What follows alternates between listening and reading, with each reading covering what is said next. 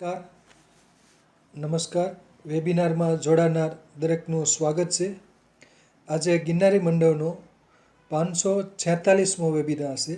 વક્તા છે અમદાવાદના વૈદ્યશ્રી વિનોદભાઈ ઠક્કર સાહેબ, જેઓ આપણને કુદરતી કાયાની કરામત ભાગ 20 અંતર્ગત આજે નિત્ય જીવનમાં અને વાયુના રોગો ઉપર માલિશ એટલે કે અભ્યંગની અગત્યતા વિશે માહિતી આપશે.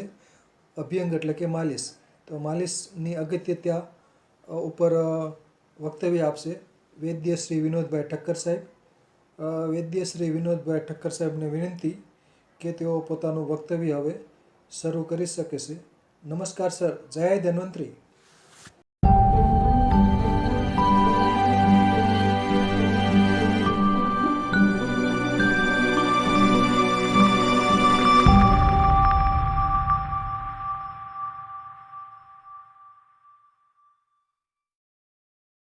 ઠક્કર સાહેબ. જય ધન્વંતરી, જય શ્રી કૃષ્ણ, જય દ્વારકાધીશ. આજે 546મો વેબિનાર અને અત્યાર સુધી ગિરનારી મંડળની અંદર અનેક વેબિનારો અનેક વિષય ઉપર થયા છે, પણ આજનો વિષય ક્રિયાત્મક આયુર્વેદ, એના ઉપર આજે આપણે વક્તવ્ય છે. વિશ્વમાં અંદાજિત 250 ચિકિત્સા પદ્ધતિઓ અસ્તિત્વમાં છે. એમાં ભારતમાં Ayurveda, allopathy, naturopathy, homeopathy, acupressure, acupuncture, મળ થેરાપી એટલે માટી ચિકિત્સા, ક્રોમોથેરાપી એટલે કલર થેરાપી, વોટર થેરાપી, પાણી, મ્યુઝિક થેરાપી, સૂર્ય ચિકિત્સા, સન થેરાપી, સુજો, મેગ્નેટ, પિરામિડ, આવી અનેક થેરાપીઓ પ્રચલિત છે. પણ અત્રે મારા મતે અને મારા જ્ઞાન અભ્યાસના આધારે એક વાત આપ સર્વને ધ્યાને લાવવી છે કે આટલી બધી વિશ્વમાં ચિકિત્સા પદ્ધતિઓ અસ્તિત્વમાં હોવા છતાંય મહદઅંશે એટલા માટે હું કહી રહ્યો છું કે મને જ્યાં સુધી ખ્યાલ છે ત્યાં સુધી આપનો ઇટલિયા સાહેબ કે વિનોદભાઈ અમે રજનીભાઈ અમે ઓડિયો રાખીએ છીએ, વિડિયો નથી રાખતા.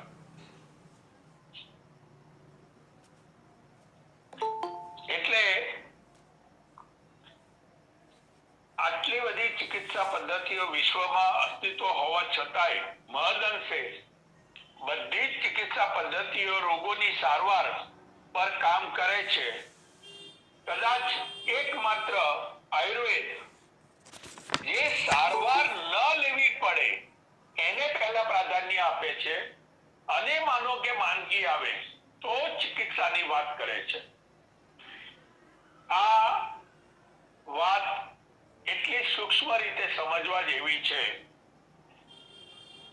કે જીવન એવું સમૃદ્ધ સ્વાસ્થ્યની રીતે આપણું હોવું જોઈએ, એ મારે આપ સર્વને ધ્યાને લાવવાની વાત છે.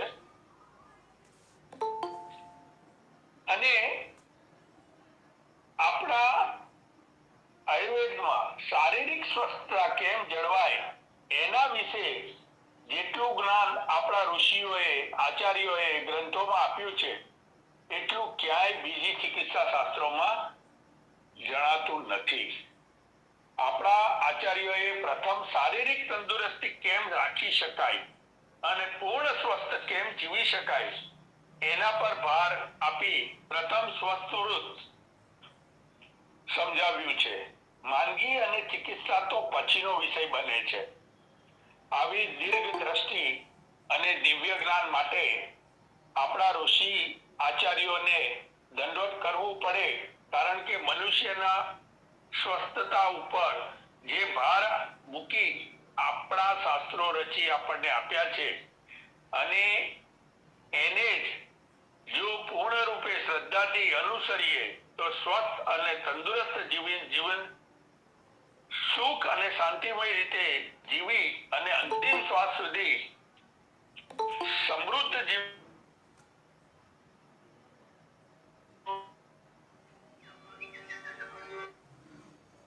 બધા સૂત્રો, એટલા બધા શ્લોકો આપણને આપ્યા છે. એમાંથી એક શ્લોકની મારે આજે આપ સર્વને ધ્યાન દોરવાનું છે આજના વિષયને અનુરૂપ.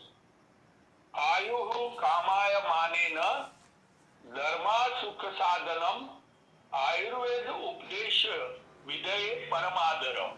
આ વૃદ્ધ વાઘભટજીએ અષ્ટાંગ હૃદયમાં શ્લોક આપ્યો. ધર્મ, અર્થ તથા સુખોના આધારભૂત દીર્ઘ જીવનની ઈચ્છા વાળાઓએ આયુર્વેદ ઉપદેશમાં પરમ આદર રાખવો જોઈએ. આવું કહેવાની પાછળનું કારણ શું? આપણા સનાતન આયુર્વેદ ગ્રંથોમાં આ શ્લોક મૂકી આપણા આચાર્ય વાઘભટજીએ એમની દિવ્ય ચક્ષુ જ્ઞાન દ્વારા એમના પછીના સમયમાં અનેક કારણોથી વ્યક્તિ માંદગી અનુભવશે એટલે એમણે આ શ્લોક દ્વારા એક ગાર્ભિક સંકેત કરેલ છે કે યુગ અને સમય બદલાતા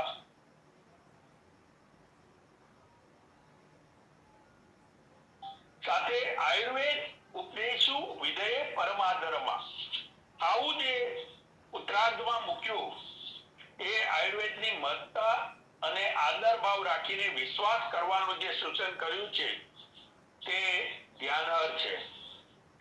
અત્યાર સુધી આપણે આપણા ગિરનારી મંડળમાં વિવિધ રોગો, ચિકિત્સા, વનસ્પતિ પરિચય ઉપર અનેક વેબિનાર યોજ્યા છે અને દરેક વિદ્વાનોએ પોતાના જ્ઞાન અભ્યાસના આધારે વિસ્તૃત માહિતી પણ આપી છે. આજે આપણે આયુર્વેદના એક એવા વિષય ઉપર અભ્યાસ કરવાનો છે જે સ્વસ્થ વ્યક્તિ અને માંદગી બંને ઉપર ઉપયોગી અને જરૂરી છે અને અનિવાર્ય પણ છે. સામાન્ય રીતે આપણે એક માન્યતા સાથે એવું જીવીએ છીએ કે સારવાર માંદગી આવે ત્યારે લેવી જોઈએ, પણ આજનો વિષય એવો છે કે માંદગી ન આવે અને અમુક પ્રકારની આવે ત્યારે બંને સ્થિતિમાં એ ઉપયોગી થાય એવું જે આપણા ઋષિ મુનિઓએ આપણને આપ્યું છે એ વિષય ઉપર આપણે વાત કરવાના છે. એ છે અભ્યંગ, માલિશ, જેને આપણે લૌકિક ભાષામાં માલિશથી જ વધારે ઓળખીએ છીએ. વાઘભટજીએ સૂત્રસ્થાન અધ્યાય 2 માં શ્લોક 9 માં આ માલિશનું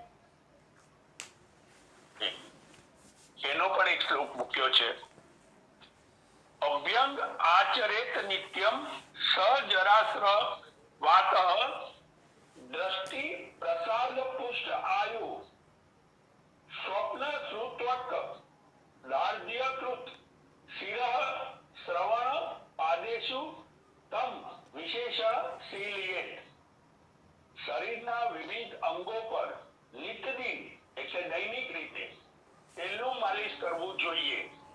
અભ્યંગ કરવાથી, અહીંયા જ્યારે હું અભ્યંગ શબ્દ વાપરું એટલે માલિશ સમજવાનું, શાસ્ત્રીય શબ્દ અભ્યંગ છે. અભ્યંગ કરવાથી વૃદ્ધાવસ્થા, થાક તેમજ વિકૃત વાત વ્યાધિઓ, અહીંયા વિકૃત શબ્દને બહુ સમજવા જેવો છે. વિકૃત વાત વ્યાધિનો નાશ થાય છે. દ્રષ્ટિ સ્વચ્છ બને છે, શરીર પુષ્ટ બને છે અને આયુષ્યની વૃદ્ધિ થાય છે. અભ્યંગથી ઊંઘ સારી આવે છે, ત્વચા સુંદર થાય છે અને શરીરના તમામ અંગો દ્રઢ બને છે. માથા પર, કાન પર અને પગના તળિયામાં વિશેષ માલિશ કરવું જોઈએ. આ એક શ્લોકની અંદર સ્વસ્થ જીવન જીવવા માટેની જે કળા એમણે જે આપણને આપી એ વિષય ઉપર આજે થોડું આપણે ચિંતન મનન કરીશું.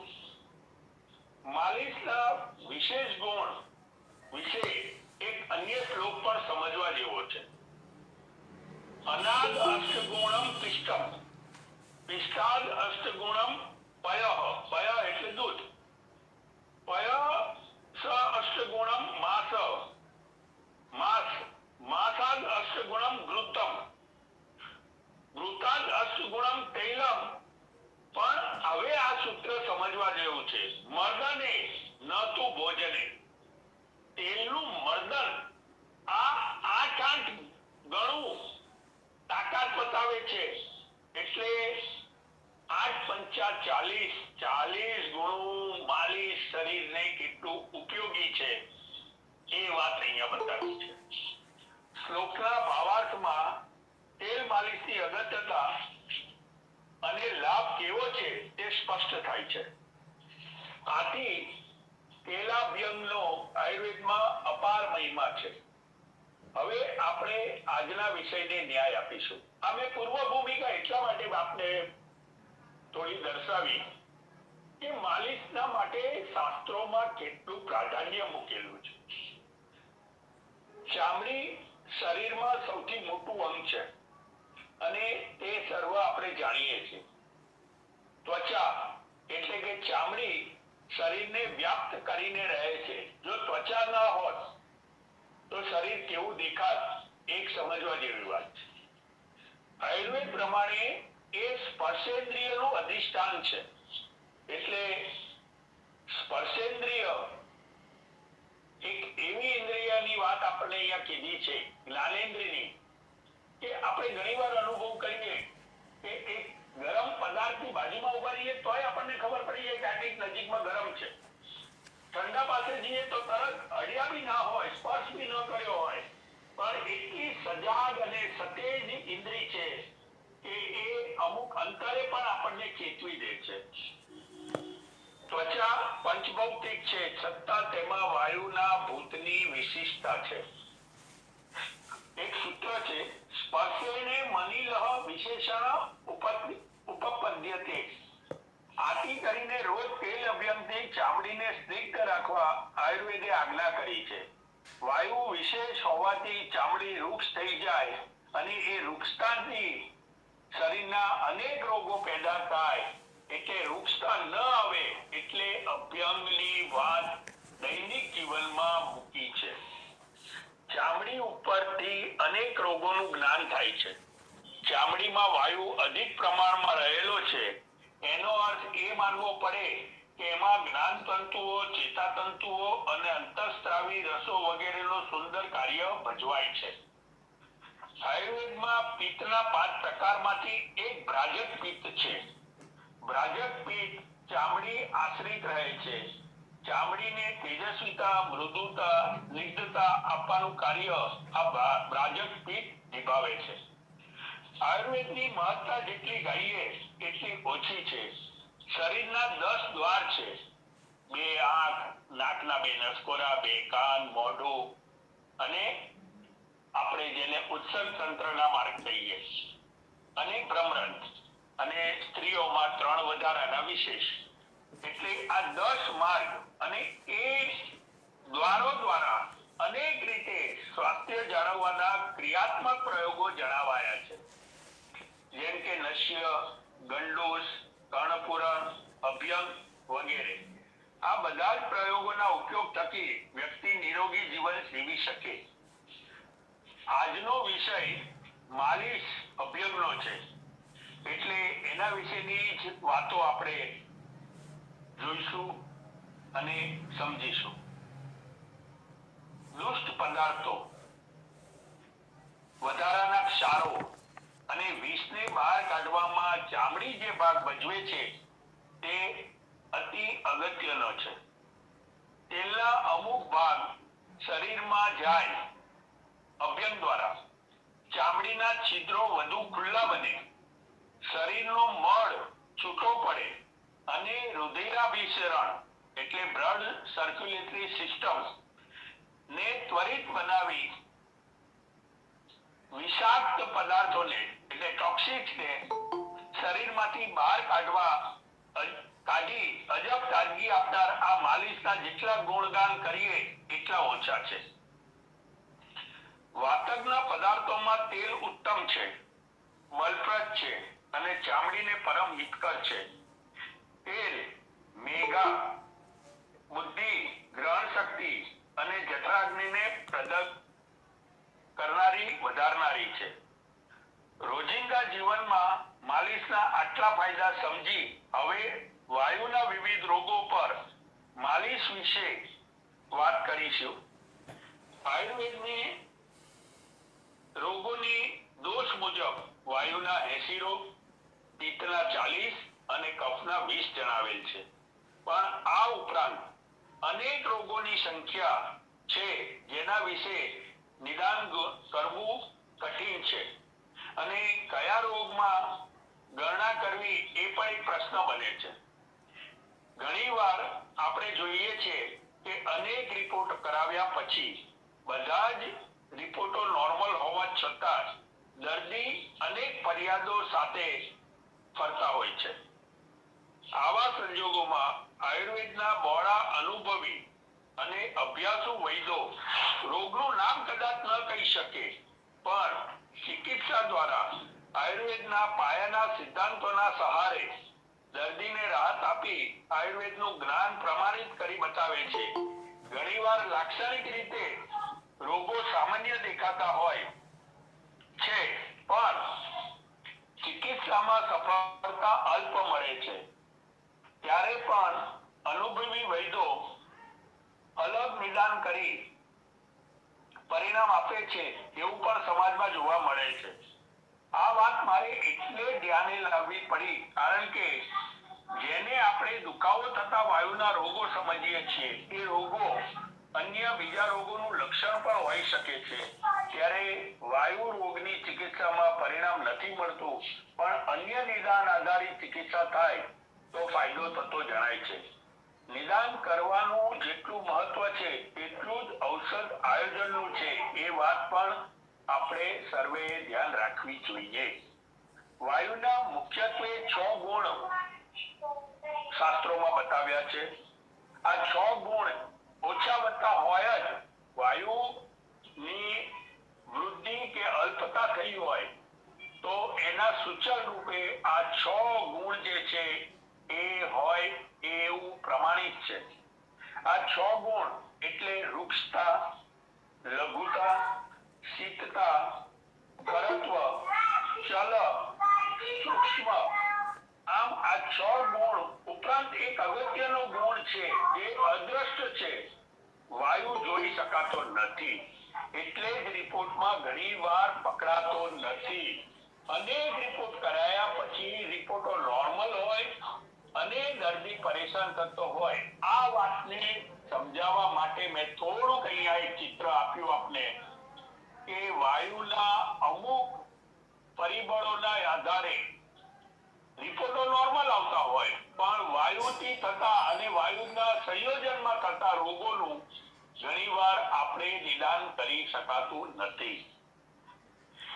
અગાઉના મારા વેબિનાર નંબર 462માં વાયુના રોગોમાં વાયુના વિવિધ રોગોના નામ ગુણ વિશે વિસ્તૃત માહિતી આપેલ છે. એટલે પુનઃ વાયુના રોગોના નામ બધા જ નથી જણાવતો પણ મુખ્ય રોગો જેની રોજિંદા જીવનમાં સહજતાથી જોવા મળતા રોગો એટલે કે સંધિવાત, ઓસ્ટિયો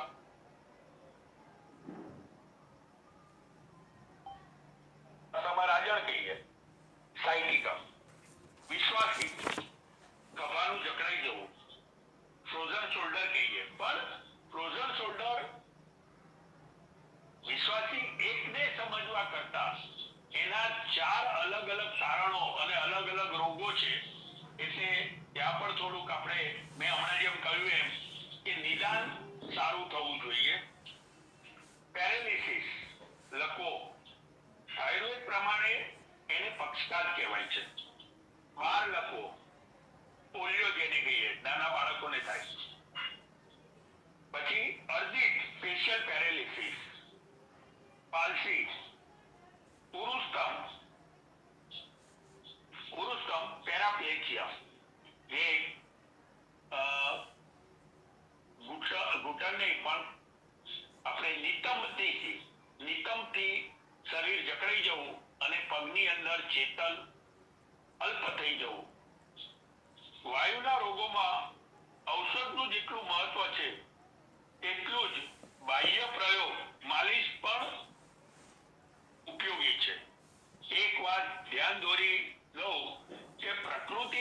હિસાબે ઘણીવાર મહિનાઓ સુધી દવા અને માલિશ કરવું પડે, એટલે ધીરજ રાખી સાચું નિદાન અને ઔષધ નિયમિત સેવન કરવાથી મહદઅંશે વાડકાપ સર્જરીની જરૂર રહેતી નથી.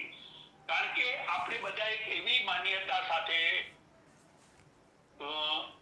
વર્તમાન સમયમાં ધીરજ ખૂટી ગઈ છે, એવી માન્યતા સાથે થઈ ગયા છે કે રોગ પાછો પડતો નથી.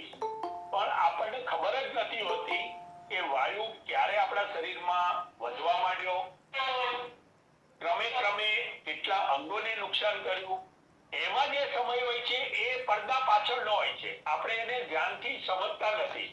એ સમય કદાચ મહિનાનો હોય, વર્ષનો હોય, 2 વર્ષનો હોય, 5 વર્ષ, અને પછી જયારે તકલીફ આપણે અસહ્ય થઈ જાય એટલે આમ આપણે દોડતા હોઈએ છીએ. એટલે એ વાતને ધ્યાનમાં રાખીને મેં કીધું કે ધીરજ રાખીએ અને નિયમિત ઔષધ સેવન કરીએ તો લાંબા ગાળે વિધાઉટ સર્જરી, વાડકાપ કર્યા વગર પણ આપણે રોગમુક્ત થઈ શકીએ છીએ. બીજી વાત, ઘણીવાર અન્ય ચિકિત્સામાં લાંબો સમય દવાઓ લીધી હોય તો પણ ત્વરિત પરિણામ મળવું મુશ્કેલ છે, એ વાત સર્વેને વિચારવી રહી. અહીંયા હું એટલા માટે આ વાત પણ મેં જરા ધ્યાનમાં લાવવાની કરી કે ઘણીવાર ચિકિત્સામાં અમુક દવાઓએ એટલું બધું અંદર વિપરીત પરિણામો બતાવ્યું હોય તો પહેલા એને ડિટોક્સિફાઈ કરી અને શરીર સુધારવું પડે, તો એટલી ધીરજ રાખવાની તૈયારી રાખવી જોઈએ. અને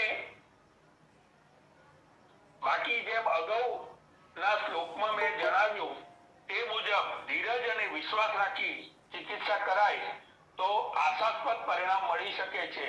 ક્યારેક તો આશ્ચર્યજનક પરિણામ પણ હોઈ શકે. એક બીજી વાત પણ ધ્યાને લાવવા માંગીશ કે રોગને જો સમય વધુ થઈ ગયો હોય તો ચિકિત્સકને થોડો વિશ્વાસ સાથે સમય આપવો જોઈએ, કારણ કે સમય મુજબ પરિણામ મળવામાં વિલંબ થઈ શકે. જો કોઈ આડઅસર ન થતી હોય અને પરિણામ કે સુધારો ધીમો હોય તો ધીરજ રાખી અને સાથે સમય ચિકિત્સકને અવશ્ય આપવો જોઈએ, તો વિશિષ્ટ લાભ સર્જરી વગર આપણે લઈ શકીએ. ટ્રેન, આના માટે સમજાવવા માટે એક વાત કહ્યો છું કે ટ્રેન જ્યારે સ્ટેશન ઉપરથી શરૂ થાય છે રવાના થવા માટે, ત્યારે એની ગતિ ધીમી હોય છે, પણ સ્ટેશનની બહાર નીકળ્યા પછી અમુક અંતર કાપ્યા પછી એની સ્પીડ વધી જાય છે. એમ ચિકિત્સામાં પણ એવું જ આપણે થોડું ધ્યાન રાખવું જોઈએ, કારણ કે દવા લીધે આયુર્વેદ મૂળભૂત કારણ ઉપર પ્રયોગ હાથ ધરી અને શરીરને પહેલા સુધારે છે ને રોગને પછી મટાડે છે. જ્યારે ઘણી ચિકિત્સા પદ્ધતિ એવી છે કે રોગને પહેલા દબાવે છે અને શરીરને બગાડે છે. એટલે આ વાતને જરાક મારે સમજાવવા માટે આ એક ટ્રેનનું મેં ઉદાહરણ આપ્યું તમને કે આયુર્વેદનો સિદ્ધાંત જ મૂળભૂત પાયાના સિદ્ધાંતમાં જ મૂળમાંથી એને નિર્મૂળ કરવા માટેનો પ્રયત્ન ચાલુ કરે છે ઔષધ. અને આયુર્વેદમાં રૂજા, દુખાવો, પીડા, એના માટે કોઈ ત્વરિત પરિણામદાયી દવાઓ છે નહીં. આ વાત હું મારા અંગત અનુભવથી કહું છું. એમાં ધીરજ રાખવી પડે એવું છે. ધીરજ રાખશો તો અવશ્ય એનો લાભ તમને મળશે. વાયુના રોગો પર માલિશ વિશિષ્ટ કારાગર રહે છે એ વાત આપણે સર્વે જાણીએ છીએ, પણ તેમ છતાંય માલિશ કોને, ક્યારે, કેટલો સમય, માલિશમાં શું ધ્યાન રાખવું, આ બધું પણ દર્દીએ જાણી લેવું જોઈએ. ચિકિત્સા એટલે અનેક પરિબળોનું સંયોજન. બીજી એક વાત કે દરેક દર્દીને એક જ તેલ માફક ન આવે. એની પ્રકૃતિ, સ્થિતિ, વય, વ્યવસાય, જાતિ, દેશ, કાળ, ઋતુ વગેરેને લીધે અનેક ભિન્નતા જોવા મળી શકે છે. વાયુના રોગો પર વપરાતા તેલોની યાદી 100 થી વધારે હશે, છતાં કોને કયું તેલ માફક આવશે એ નિર્ણય તો અનુભવી વૈદ્યનો હોઈ શકે. ઘરગથ્થુ તેલો જે ઘરે સુલભતાથી વાપરી શકાય એવા તેલોની હું થોડી જણાવટ કરીને આપની યાદી આપું છું. પ્રથમ જે છે એ તલનું તેલ, બીજું કોપરેલ, સરસવનું તેલ, સરસવ વત્તા નીલગિરી આ એક ચોથો યોગ છે. એમાં સરસવનું 75% અને 25% નીલગિરી આ રીતે. પછી અમૃત બિંદુ તેલ. હવે અમૃત બિંદુ તેલ એટલું પ્રચલિત છે અને ઘણા બધા એનો અનુભવ કર્યો હશે.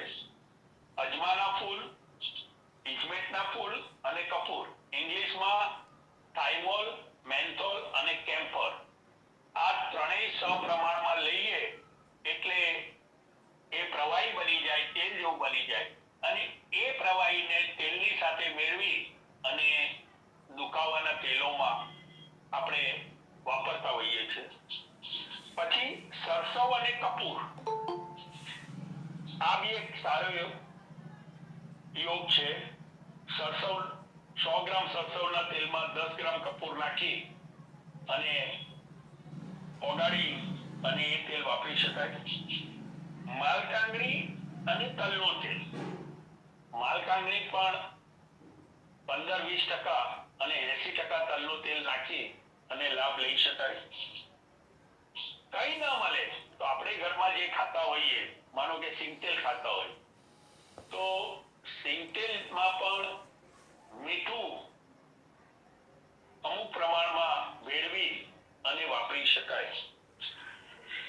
આટલા તેલો ઘરે વાપરી શકાય એટલા માટે મેં યાદી આપને આપી કે આ તેલો સુલભતાથી આપણે બનાવી શકીએ, આપણું વિશ્વાસનું બનાવી શકીએ અને ઓછા ખર્ચે બનાવી શકીએ, વાપરી શકીએ. બાકી શાસ્ત્રીય અને પેટન્ટ તેલોની યાદી એટલી મોટી છે કે એના માટે અનેક નામો સાથે વર્ણન કરવામાં કદાચ એક નહીં પણ 2 વેબિનાર પણ થઈ શકે. બીજી એક વાત હું મારા ઘણીવાર આ વેબિનારમાં કહેતો હોઉં છું કે બજારુ તેલ કરતા ઘરે સ્વનિર્મિત તેલો શુદ્ધ હોય છે, આપણી ખાતરીના હોય છે. એટલે આગ્રહ એવો રાખવો જોઈએ કે આપણી જરૂરત મુજબનું અને દેખરેખમાં આપણે તેલ બનાવીએ. બજારુ તેલમાં ભેળસેળ બધે જ હોય છે. હું એવું નથી કહેતો બધા ભેળસેળ કરતા હોય, પણ એક સમજવા જેવી વાત એવી છે કે જ્યારે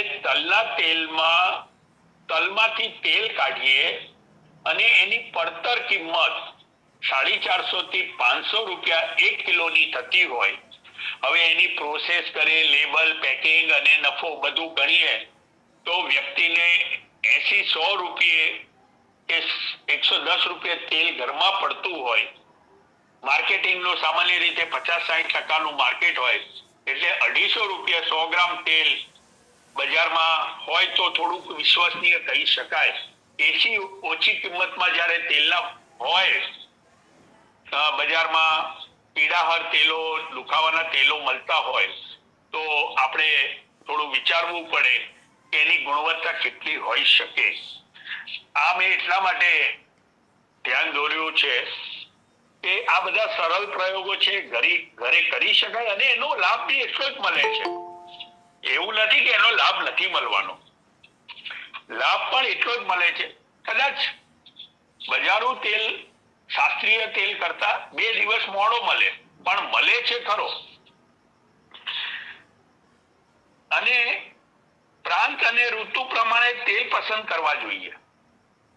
આજે ઉત્તર ભારતમાં સરસવ તેલમાં તેલો બનતા હોય છે. ગુજરાત અને મધ્ય ભારતમાં તલ અને સરસવ, તો દક્ષિણ ભારતમાં કોપરેલ વપરાય છે. એ વાત અનુભવની ને આધારે સમજી શકાય એવી છે. પણ આયુર્વેદમાં તેલ શબ્દ તલ પરથી આવ્યો છે અને એટલે તલના તેલનું અગ્રીમ સ્થાન છે. શાસ્ત્રીય બનાવટો પર દર્દીના અન્ય લક્ષણો પર અભ્યાસ કરી વૈદ નક્કી કરે છે. માટે સાચું નિદાન કરાવ્યા પછી જ માલિશ પ્રયોગનું તેલ નક્કી કરવું એક સમસ્યા બને. એટલે ઘરેલું પ્રયોગો મેં એ ધ્યાનમાં રાખીને પણ બતાવ્યા છે. સામાન્ય દુખાવા કે ઘરેલું પ્રયોગોમાં અગાઉ જણાવેલા કોઈ તેલનો પ્રયોગ કરી લાભ લઈ શકાય. માલિશનો પ્રયોગ કરતા પહેલા ધ્યાન રાખવા જેવી બાબતો હું જણાવી રહ્યો છું. જો વાગેલું હોય, ઘા પડ્યો હોય, લોહી નીકળેલો ભાગ હોય તથા પાક કે ગુમડા જેવું હોય ત્યારે માલિશ ન કરવું જોઈએ. માલિશ કરવા માટે શરીર ઉપર અમુક જ ભાગને ઢંકાય એટલા કપડા રાખવા જોઈએ. માલિશ શરૂ કરતા પહેલા શરીરને કપડાથી લૂસીને સ્વચ્છ કરવું જોઈએ, ધોવાનું નથી. માલિશ શરૂઆતના દિવસોમાં દર્દ થોડું વધારે છે, પણ 3-4 દિવસના સતત પ્રયોગ પછી રાહત થવાની અનુભૂતિ થાય છે. ક્યારેક શરીરના સાંધાઓમાં પાણી ભરાયેલ હોય તો માલિશ કરવું હિતાવહ નથી. એ નિદાનની વાત છે, જેને આપણે સાઇનોવિયલ ફ્લુઇડ તરીકે મેડિકલ ભાષામાં કહેવાય છે. તો એ નિદાન પાણી ભરાયું હોય તો નિદાન કરાવીને વાપરવું કે ન વાપરવું એ નક્કી થવું જોઈએ. ક્યારેક ગાંઠ જેવું થઈ ગયું હોય, ગંઠાઈ ગયું હોય સાંધામાં, દોષનો સંગ્રહ હોય ત્યારે પણ માલિશ નુકસાન કરી શકે છે. માથું, લોક, ખભા અને હાથની માલિશ કરતા દર્દીએ નીચે બેસવું જોઈએ અને માલિશ કરનારે ખુરશી ઉપર બેસીને માલિશ કરવું જોઈએ. આની પાછળનું કારણ એટલું છે કે જો દર્દીને માલિશ કરનાર બંને સમાસન ઉપર બેઠા હોય તો એનો યથાર્થ લાભ જે મુવમેન્ટથી લેવો જોઈએ એ લઈ શકાતો નથી. એટલે આ પણ એક ધ્યાન રાખવા જેવું છે.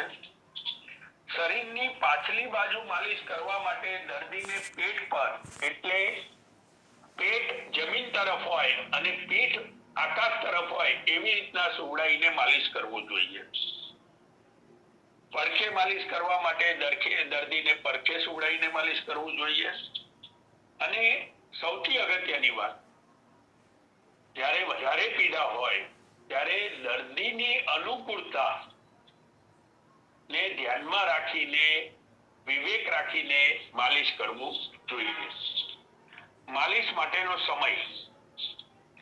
માલિશ આમ તો બધી ઋતુમાં કરી શકાય, પણ વિશેષ શિશિર અને વસંત ઋતુમાં કરવું. સૂર્યોદય સમયે 20 થી 30 મિનિટ માલિશ કરી સૂર્ય સામે બેસવાથી વિશિષ્ટ લાભ મળી શકે. સવારે સમય ન મળી શકે વ્યવસાયિક રીતે તો સાંજે પણ માલિશ કરી પશ્ચિમનો સૂર્ય જ્યારે થાય તો એની સામે બેસીને લાભ લઈ શકાય. દુખાવો, સાંધા જલાઈ જવા, અક્કડ થઈ જવા ત્યારે જરૂર જણાય એમ માલિશનો લાભ 1 વાર, 2 વાર કે 3 વાર પણ લઈ શકાય. જમ્યા પછી ક્યારેય માલિશ ન કરવું જોઈએ, એનાથી નુકસાન થવાની સંભાવના વધે છે. ભોજન પછી 3 કલાકે માલિશ કરી શકાય. માલિશનું સ્થળ કેવું હોવું જોઈએ? માલિશ માટે સાધારણ તાપમાન વાળી જગ્યા પસંદ કરવી જોઈએ. બહુ પવન, ઠંડી કે ગરમી વાળી જગ્યા ન હોવી જોઈએ. માલિશની પદ્ધતિ. માલિશ એટલે તેલ ચોપડવું ને હળવા દબાણ સાથે ઘર્ષણ આપવાનું છે. આટલું ગોદડું જે મળે તે પર સૂઈ માલિશ કરવું જોઈએ. શાસ્ત્રોમાં બંને માલિશ માટે 2 પદ્ધતિઓ છે. માથાથી શરૂ કરી નીચે તરફ અને નીચેના પગના તળિયાથી શરૂ કરી મસ્તક તરફ. દર્દીની માંદગી સ્થિતિ, વય અને રોગોના લક્ષણના આધારે નક્કી થાય છે. માલિશ કરતા ખાસ ધ્યાન એ રાખવાનું કે રક્ત પરિભ્રમણ ની દિશા કે અવળી દિશા તે રોગના લક્ષણ પર નક્કી થાય છે. જો રૂક્ષતા હોય, ચામડી ખરબચ થઈ ગઈ હોય, રૂક્ષતા હોય, તો પરિભ્રમણની અવળી દિશા એટલે ઉપરથી નીચે તરફ લોહીની ગતિ દેખાતી હોય, હૃદયથી 2 ભાગમાં લોહી ફરતું હોય, એક નીચેની તરફ, એક ઉપરની તરફ. જે નીચેની તરફ ગતિ હોય તો માલિશ અવળા રૂવાડે કરવી જોઈએ કે જેથી તેલ અંદર છિદ્રો દ્વારા ઉતરે અને રૂક્ષતા ઓછી થાય. અને જો બળ અને શક્તિ માટે આપણે માલિશ કરવાનું હોય તો રૂવાડા જે બાજુ બેઠેલા હોય એ દિશાએ માલિશ કરવું જોઈએ. નાભી એ શરીરનો મધ્ય ભાગ છે, સેન્ટર છે. એટલે નાભીને ફરતો જો માલિશ કરવું હોય તો નાભીથી 1.5 આંગળ જગ્યા છોડી અને નીચેના ભાગથી શરૂ કરી ઘડિયાળનો કાંટો જે રીતે ફરે છે એ રીતે નીચેથી ઉપર અને ઉપરથી પાછો નીચે એમ ઘડિયાળના કાંટાની જેમ હાથ ફેરવી અને હળવા દબાણ સાથે માલિશ કરવું જોઈએ. માલિશ કર્યા બાદ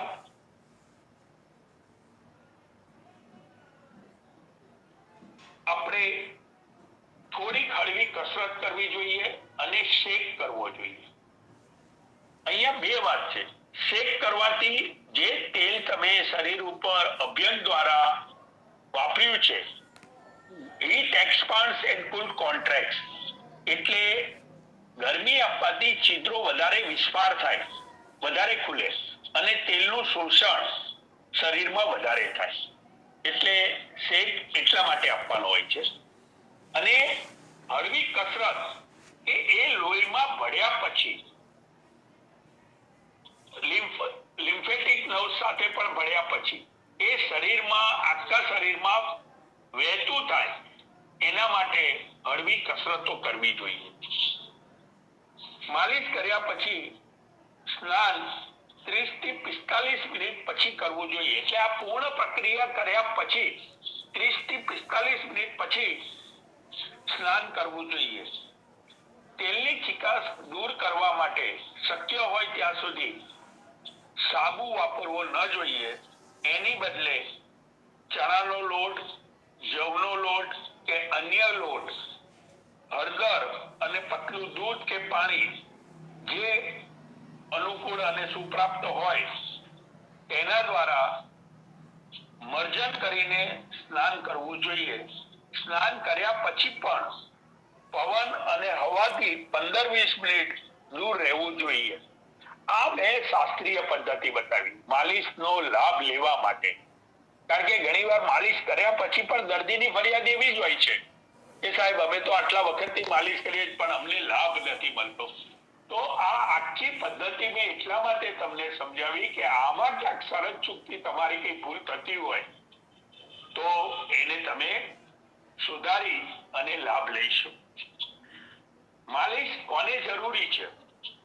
સ્ત્રી, બાળક, વૃદ્ધ, યુવાન સર્વ માટે માલિશ ઉપયોગી છે. શાસ્ત્રમાં કીધું જ છે કે બાળકનો જન્મ થાય તો અંતિમ શ્વાસ સુધી માલિશ કરવું જોઈએ.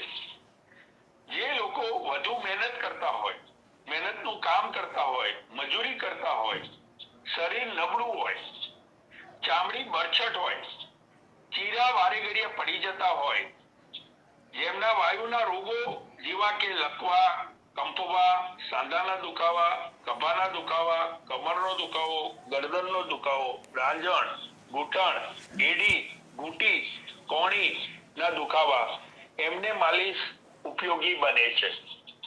ચેતાતંતુ અને નાડીની તકલીફ વાળા માટે પણ માલિશ ઉપયોગી છે. માલિશ કોને ન કરવું? આ જરાક ધ્યાનથી સાંભળજો. ઘણીવાર ન કરવાના પ્રયોગો કરી લીધા પછી રોગનું તો સંબંધ નથી થતું પણ અનેક વિકૃતિ અને બીજા રોગો પણ ઉદ્ભવે છે. જેમને પિત્ત દોષ હોય, પિત્ત પ્રકૃતિ હોય, રક્ત વિકાર અને રક્તસ્રાવ થતો હોય, તાવ હોય, અજીર્ણ હોય, જુલાબ લીધો હોય, વમન ઉલટી થતી હોય વારે ઘડીએ કે ઉલટી પછી એનીમાં લીધી હોય, જઠરાગ્નિ મંદ હોય, આમ દોષની પ્રબળતા હોય, ઉરુસ્તંભ હોય, આ યાદ રાખજો, ઉરુસ્તંભ હોય, ઝાડા થયા હોય, ઝેરના ઉપદ્રવ હોય, જે મેં પહેલા કહ્યું એમ ટોક્સિસિટી, અમુક પ્રકારના ઉદર રોગો હોય, સોજા હોય, વાગ્યું હોય, એવા રોગોમાં માલિશ શાસ્ત્રમાં વર્જિત જણાવાયું છે. આની અંદર કદાચ બે ચાર વાતો કદાચ મારાથી સરળ ચૂકતી રહી ગઈ હોય તો ક્ષમા કરું, પણ બહુ લાંબી યાદી છે. અને માલિશના ફાયદા જ છે, પણ કયા સમયે માલિશ અથવા તો અમુક રોગમાં માલિશ કરવાથી એના પણ નુકસાન થવાની સંભાવનાઓ જોડાયેલી છે. અને સમાપન કરતા પહેલા શાસ્ત્રીય તેલોની થોડી યાદી આપી દઉં જે લોક પ્રચલિત છે. એમાં નારાયણ તેલ, આ શાસ્ત્રીય તેલો છે ને અનેક વનસ્પતિમાંથી બનતા હોય છે અને ક્યારેક રસ ઔષધો પણ અંદર વપરાતા હોય છે, અને એ બનાવવા ઘરે સુલભ નથી. પણ તે છતાંય જો આપણી પાસે સમય મર્યાદા હોય તો કયા રોગો આમાં વાપરી શકાય, કયા તેલો આમાં બજારમાંથી લઈ શકાય સારી કંપનીના, એટલા માટે હું યાદી આપી રહ્યો છું. નારાયણ તેલ, મલા તેલ, માસા તેલ, રસોન તેલ, નીમ તેલ, પ્રસારણી તેલ, વિષગર્ભ તેલ. વિષગર્ભમાં બે આવે, વિષગર્ભ અને મહાવિષગર્ભ. નિર્ગુંડી તેલ, સિંધવાદી તેલ, મહાનારાયણ તેલ, અર્ક તેલ, તુવ્રક તેલ, દસમૂલ તેલ. આ સામાન્ય રોગો અને સામાન્ય સુલભ પ્રાપ્ત થાય એવા તેલોની મેં યાદી છે. આમ તો તેલોની યાદીની જો એકલી છણાવટ કરીને મૂકીએ તો કદાચ 500 જેટલી વિવિધ યોગો સાથેની હોઈ શકે. એટલે આ બધું જ મારે માલિશમાં જેટલું કહેવાનું હતું એ આપને અત્યારે મેં ધ્યાન દોર્યું, અને એનો આપ યથાર્થ અત્યારના શિયાળાના દિવસોમાં યથાર્થ લાભ લો અને સુખાકારી બનો એવી પ્રાર્થના સાથે વિરામ લઉં છું. અસ્તુ. જય શ્રી કૃષ્ણ. અસ્તુ. સરસ સરસ. વૈદ્ય શ્રી વિનોદભાઈ ઠક્કર સાહેબે અભ્યંગ એટલે કે માલિશ વિશે સરસ વિસ્તૃત માહિતી આપી છે. દરેક પાસાને મોટાભાગે એમણે આવરી લીધા છે. છતાં પણ અમુક પાસા ધારો કે રહી ગયા હોય તો હું કેટલાક બધા વતી કેટલાક પ્રશ્નો પૂછું છું, અને એ પ્રશ્નો દરેક વતી હું પૂછું છું, એટલે એ પ્રશ્નો દ્વારા માહિતી મળી શકશે. ઠક્કર સાહેબ, દક્ષિણ ભારતના લોકો ખાસ કરીને કેરલા, બરાબર, માલિશ સવારે દરરોજ કરતા હોય છે અને પછી સ્નાન કરે છે, તે એના ઉપર પ્રકાશ પાડશો. હા, એટલું દક્ષિણ ભારત નહીં, આમ તો ઉત્તર ભારત અને બંગાળ બાજુ પણ માલિશનું મહત્વ એ લોકો જાળવે છે, જાણે છે અને કરે છે. ગુજરાતમાં અને આજુબાજુના જે રાજ્યો છે એમાં માલિશની અગત્યતા આપણે સમજતા નથી. માલિશ જેમ શાસ્ત્રમાં શ્લોક દ્વારા જે વાઘભટજીએ કહ્યું કે માલિશ એ જીવનના માટે અનિવાર્ય છે. અને વાયુ, હું ઘણીવાર એક શ્લોક કહેતો હોઉં છું, પિત્ત પંગુ, કફ પંગુ, પંગુ મલ ધાત્વ વાયુ યત્ર નિયતે તત્ર ગચ્છતિ મેઘધ્વજ. એટલે એકલા વાયુના રોગો નહીં, બીજા રોગોમાં પણ વાયુ જો વિષમ થાય તો રોગો થાય છે. તો એ વાયુને નિયંત્રણમાં રાખવા દૈનિક રીતે જો આપણે માલિશ કરીએ તો આપણે મહદ અંશે રોગોથી દૂર રહી શકીએ. અસ્તુ. વાહ વાહ, સરસ.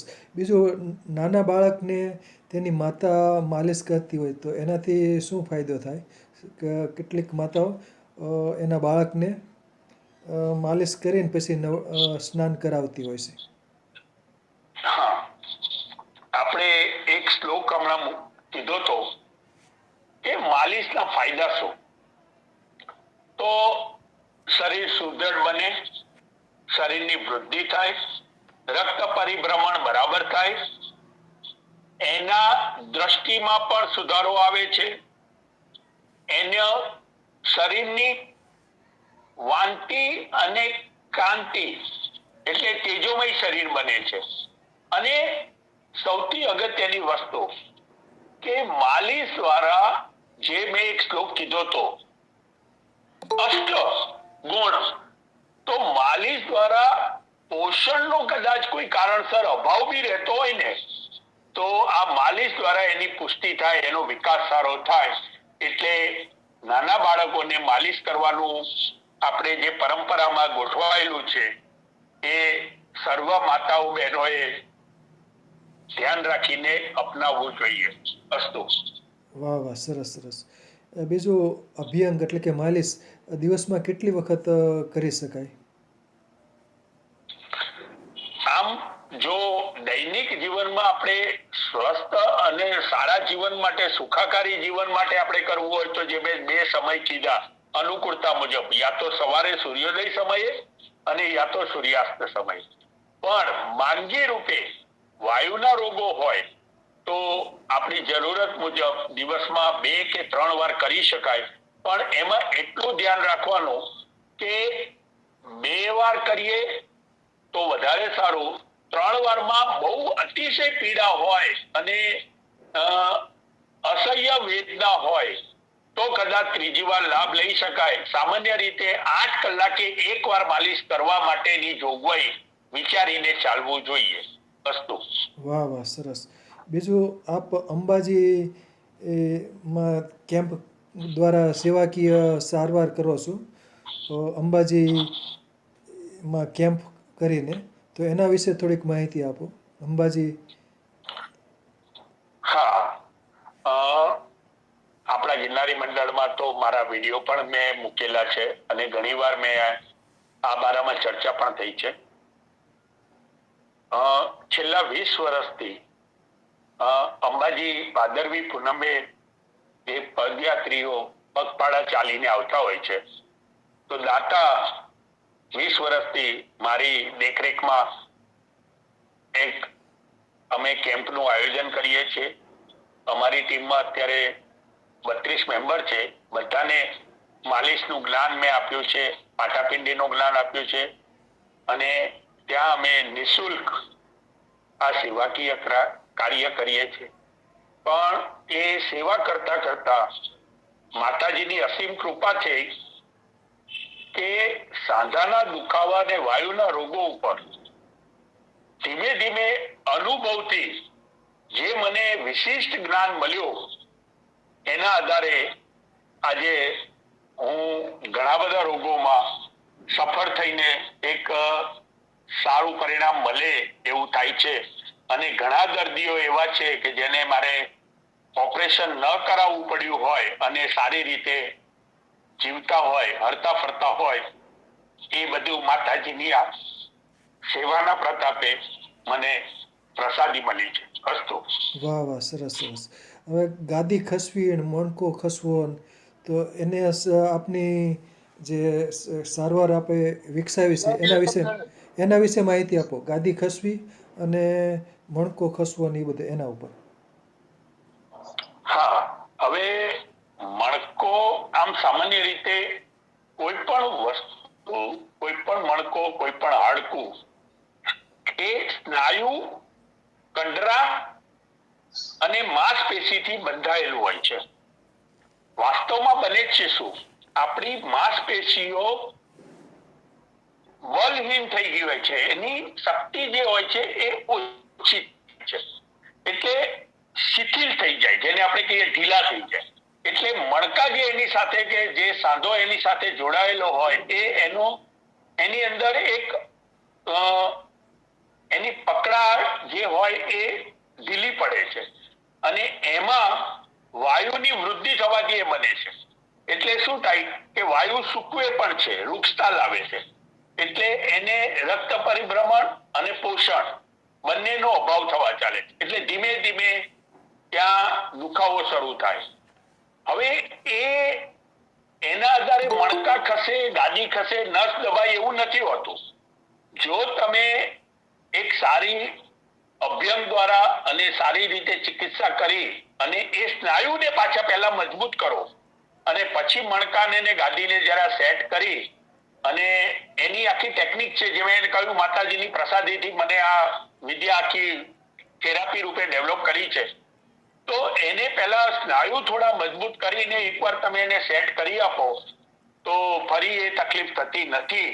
અને પછી એને થોડુંક એની રહેણી કહેણી, ખાનપાન, પરેજ અને દૈનિક જીવનમાં થોડુંક ફેરફાર લેવો પડે છે. તો વિધાઉટ સર્જરી કોઈ પણ જાતના વાડકા વગર પણ એ સારું જીવી શકે છે. અસ્તુ. વાહ વાહ, સરસ સરસ. બીજું ઔબાહુક એટલે કે ફ્રોઝન સોલ્જર, તો એમાં માલિશની ઉપયોગિતા વિશે માહિતી આપો. હા, હવે ફ્રોઝન શોલ્ડર એક એવો રોગ છે કે ખભાના સાંધા જે કહેવાય, જેમ આપણે થાપામાં બોલ અને સોકેટ હોય છે એવી રીતના જ અહીંયા હોય છે. હવે એની અંદર ઘણીવાર શું હોય છે કે ક્ષાર અથવા અમુક બીજા ઘટકો અંદર થોડાક સ્થિર થઈ જાય છે. એટલે એનું મોબિલાઇઝેશન, એનું હલનચલન રૂંધાવા માંડે. અને ઘણીવાર રક્ત પરિભ્રમણની તકલીફ હોય. ઘણીવાર આપણે બહાર જે ક્રેનિયલ નર્વ્સો છે, એ ક્રેનિયલ નર્વ્સમાં જે ખભાથી લઈને હાથના આંગળા સુધી જે પ્રસરે છે એની અંદર વિક્ષેપ આવે છે. અને ઘણીવાર આપણી બેસવા ઉઠવાની ને સુવાની પદ્ધતિ એના આધારે દબાણ આવે છે. તો એના જે મેં કહ્યા કે 4 કારણો હોય છે અને 4 પ્રકાર છે. એમાં કોકને લોકની પાછળ વચ્ચે દુખતું હોય છે, કોકને ખભાની બરાબર એક્ઝેક્ટ ઉપર દુખતું હોય છે, ઘણાને બાજુબંધ જ્યાં આપણે પહેરતા હોઈએ છીએ, બિશપ જેને કહીએ, ત્યાં આગળ એનો દુખાવો થતો હોય, અને ઘણાને એટલી હદે વધારે આગળ જાય કે હાથ પણ સૂનો પડવા માંડે અને હાથમાં પણ ચેતન ઓછું થઈ જાય. તો આવા સંજોગોમાં માલિશ, આવા સંજોગોમાં પહેલા તો થોડો શેક કરી અને સાંધાની અંદરનો વિષ, જે ટોક્સિસિટી કે જે કંઈ ભેગું થયું હોય એને છૂટું કરવું જોઈએ. પછી માલિશ કરવું જોઈએ, ફરી પાછો શેક કરવો જોઈએ અને એ કર્યા પછી એને હલનચલન કરાવવું જોઈએ. ધીમે ધીમે ધીમે ધીમે એને ગતિમાં લેવું પડે. આવું થોડા દિવસ નિયમિત કરવાથી એમાં સારું પરિણામ મળી શકે છે.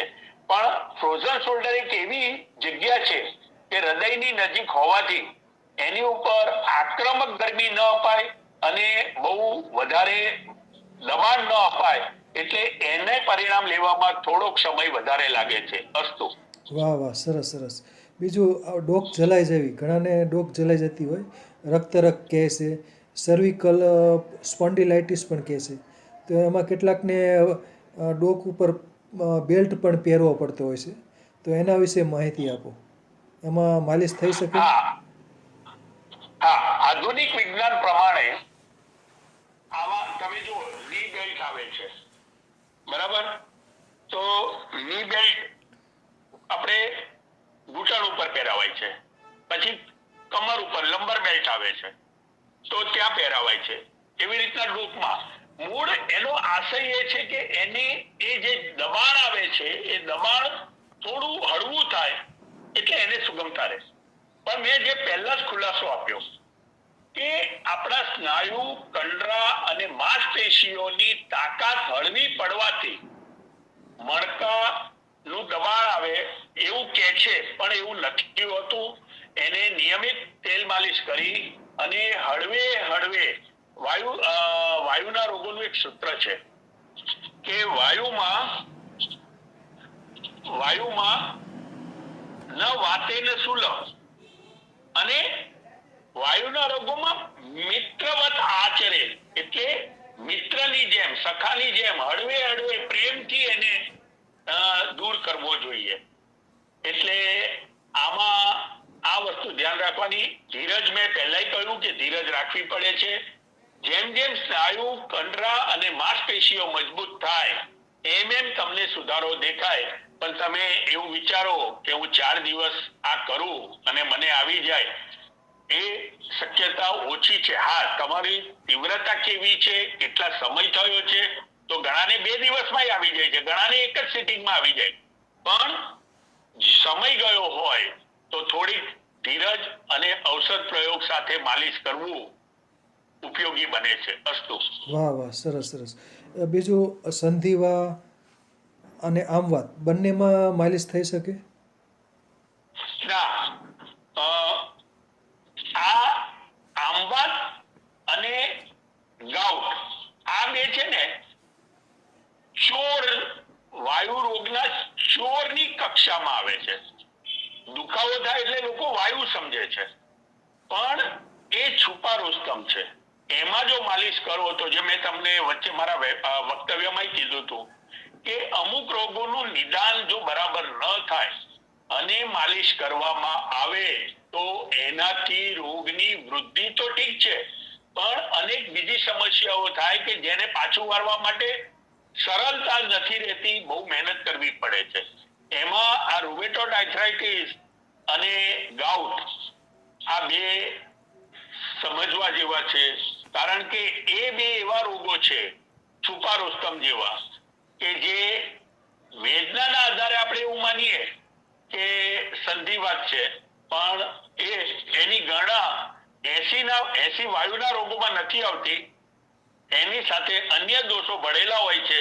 એટલે અન્ય દોષોને પહેલા નિર્મૂલ કર્યા પછી જ્યારે શરીર આમમાંથી વિરામ થાય પછી વાત યાદી પ્રમાણે ચિકિત્સા કરીએ તો જ એનું સારું પરિણામ મળી શકે છે. અસ્તુ. વાહ વાહ, સરસ સરસ. બીજું માથાના વાળમાં માલિશ કરવાથી થતા ફાયદા વિશે માહિતી આપો. અને માથાના વાળમાં કયા તેલનું માલિશ કરવું જોઈએ? માથાના માટે તો શિર, તણ, પાદેશુ આ 3 ઉપર વિશિષ્ટ તેલ વાપરવાનું કીધું છે. હવે આપણે બધા જાણીએ છીએ કે આપણા શરીરની તમામ ચેતાતંતુઓ, નાડી તંત્રો કહીએ કે જ્ઞાન તંતુઓ કહીએ, એ મગજના 2 જે ભાગ છે એની સાથે જોડાયેલી હોય છે, નાનું મગજ અને મોટું. તો એવા સંજોગોમાં આપણા ખોપરીની અંદર સૂક્ષ્મ નાની નાની આમ કે ને કે આમ કઈ વાળ નાખીએ તો ના જાય, પણ એની અંદર તેલ સૂક્ષ્મ છે એટલે એ અંદર ઉતરે છે અને એને તંદુરસ્ત રાખવા માટે પ્રયત્ન કરે છે. હવે એક બહુ બીજો તમે સંલગ્ન પ્રશ્ન પૂછ્યો કે વાળ, તો જ્યારે મૂળમાં ચિકાસ ઓછી થાય ને ત્યારે વાળ તૂટવાના ચાલુ થાય. અને આપણે હમણાં જોયું, મેં તમને એમ કહ્યું, બજારો તેલો મહેનત કરીને ઘરે બનાવીએ તો ટૂંક સમયમાં 4 આંગળ વાળ વધે એવા તેલો મેં પ્રયોગ કરીને વાપર્યા છે અને પરિણામ લીધા છે. એટલે ઘરે તેલ બનાવીને જો તમે શુદ્ધતા સાથે કેટલા બનાવો. સમયમાં વધે 4 આંગળ વાળ? એના વિશે જરાક પ્રકાશ પાડો. એરો હવે એ 200-300 ગ્રામ તો તેલ વાપરવું પડે એટલે મહિનો સવા મહિનો થઈ જાય. 4 આંગળ. હા બોલો.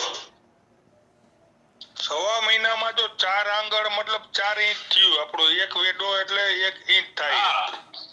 હા બરોબર. હા બરાબર. હા, સવા મહિનામાં જો 4 આંગળ મતલબ 4 ઇંચ, 4.25 ઇંચ વાળ વધતા હોય હા, તો તમે જેટલું બનાવો ને એટલું મારે જોઈએ. મેં એ બનાવી આપીશ. એમાંય મારે કોઈ એ નથી, પણ કહેવાનો મતલબ કે જ્યાં સુધી એનું જે ગ્રાઉન્ડ છે, ધરતી છે, જ્યાંથી વાર ખરે છે, એ જ્યાં સુધી સશક્ત નહીં થાય ત્યાં સુધી તો પરિણામ ના મળે. પણ એકવાર વાર ખરતા ઓછા થયા તો તમને અવશ્ય આ પરિણામ જોવા મળશે. આ એક વાત સમજવા જેવી છે. હવે તલનું તેલ, ઘણી કંપનીઓ તલનું તેલ વાપરે છે, પણ એની ચિકાસ દૂર કરવા માટે પ્રોસેસ કરીને ચિકાસ ઓછી કરે છે. હકીકતમાં ચિકાસ કાઢવી ન જોઈએ. ઘણા વ્યક્તિઓને ચિકાસ વાળું તેલ ગમતું નથી હોતું, અને એ ચિકાસ જ વૃક્ષતાને દૂર કરે છે એ શાસ્ત્ર કહે છે. તે છતાંય ચિકાસ વાળું તેલ લોકો વાપરતા નથી. આ એક મોટી સમસ્યા છે. અને ઘરે તેલ તમે, હું બહુ સીધી વાત કહું, તલનું તેલ પણ તમે એમને પણ વાપરો તોય તમારા વાળને નુકસાન થતું અટકે. અને જે બજારું તેલો જે છે એની હું થોડી યાદી કહી દઉં કે બધા જાણીએ છીએ ભૃંગરાજ તેલ, એમાંય બે આવે, ભૃંગરાજ અને મહાભૃંગરાજ. પછી બ્રાહ્મી તેલ, પછી આમળાનું તેલ, આમળામાંથી બનાવેલું તેલ, એના પછી લીલી ભૃંગરાજ, પછી માથામાં ખોળો થતી હોય અને વાર કરતા હોય તો ચતુરપત્રાદી તેલ, પછી તાલ પડી ગઈ હોય તો ગુંજાદી તેલ, અને સાવ તાલ ન હોય તો શાસ્ત્રમાં કરંજાદી તેલ પણ એનામાં બતાવ્યું છે. પણ મેં જે સ્પષ્ટતા કરી કે તેલમાં ચિકાસ જે રીતની હોય એ રીતની રહેવી જોઈએ. એને બનાવવાની પદ્ધતિ એક જ તાવડે એક જ વાર ગરમ કરીને તેલ બનાવવું વ્યાજબી નથી. એની પ્રોસેસ 3 થી 4 દિવસ થાય. ધીમે ધીમે તાપ આપી અને તેલ વધારે ગરમ ન થાય એવી રીતના પ્રોસેસ કરીને તેલ બનાવવામાં આવે તો મેં જે હમણાં કીધું એવું પરિણામ મળી શકે. હું બનાવીશ. અત્યારે સીઝન છે. 15 દિવસ પછી અનિલભાઈ આપને ત્યાં 1 લીટર તેલ મોકલાવીશ અને આપના પરિવારમાં સાંભળીને આપણે 1 વર્ષ પછી તમે એનો અભિપ્રાય આપજો. હું એની છે ભોરાજી પછીનું મહિનાથી પછી જ અભિપ્રાય આપીશ. ભલે ભલે ભલે ભલે ભલે ભલે સાહેબ ભલે. ભલે ભલે કારણ કે સરસ. મારા મગજ પ્રમાણે પોસિબલ નથી લાગતું મને 4 ઇંચ વાળ વધે 1 મહિનામાં. પણ આપણે અત્યારે હું શું વાત કરું છું કે મેં તો તમને પોસિબલ નથી લાગતું.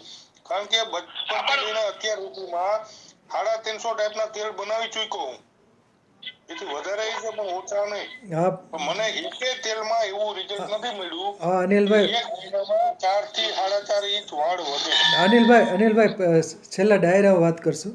બીજા થોડાક પ્રશ્નો હું પૂછી લઉં. સાહેબ, આ સવાલ જવાબ આલે. ના ના ટાઈમ ના, બે મેં ઘણા બધા સવાલ કર્યા છે એટલે હા તો બરોબર હે, પણ હજી સવાલ હાલી રહ્યો એના ઉપર જ હું ચર્ચા કરું છું ને. મેં ક્યાં સવાલ બારની વાત કરી? કાંઈ વાંધો નહીં. આપણે 1 મહિનાનું સમય આપું છું ને હું બનાવીને મોકલાવું તમને. બરોબર હે. બરાબર? Okay okay. બોલો હવે. બીજો ચાલો. હવે હું બીજા સવાલ કરી લઉં છું. જાત્યાદી તેલ એ સાંધાના રોગોમાં ઉપયોગી થઈ શકે? ના, જાત્યાદી જે તેલની બનાવટ છે એ વ્રણ રોપણ માટે છે અને ઘા ઉપર વપરાય છે. જાત્યાદી ચમેલી છે એટલે પાક થતો હોય, રૂજ લાવવા માટે જાત્યાદી તેલ પ્રચલિત છે. પણ દરેક વખતે હવે મારે એ સ્પષ્ટતા કરવી પડશે કે તેલ શુદ્ધ વ્યવસ્થિત તલના તેલમાં બનેલું હોવું જોઈએ. આ એક વસ્તુ. કોપરેલમાં બને તો ચાલે, પણ ત્યાં સરસવ તેલ ન વપરાય, કારણ કે એ ગુણધર્મમાં ફેરફાર કરે છે. જાત્યાદી તેલમાં તલનું અથવા તો કોપરેલ હોય તો ઉપયોગી બને. બરાબર છે. બીજું, માલકાંકડીનું તેલ સોજા ઉપર લગાડી શકાય?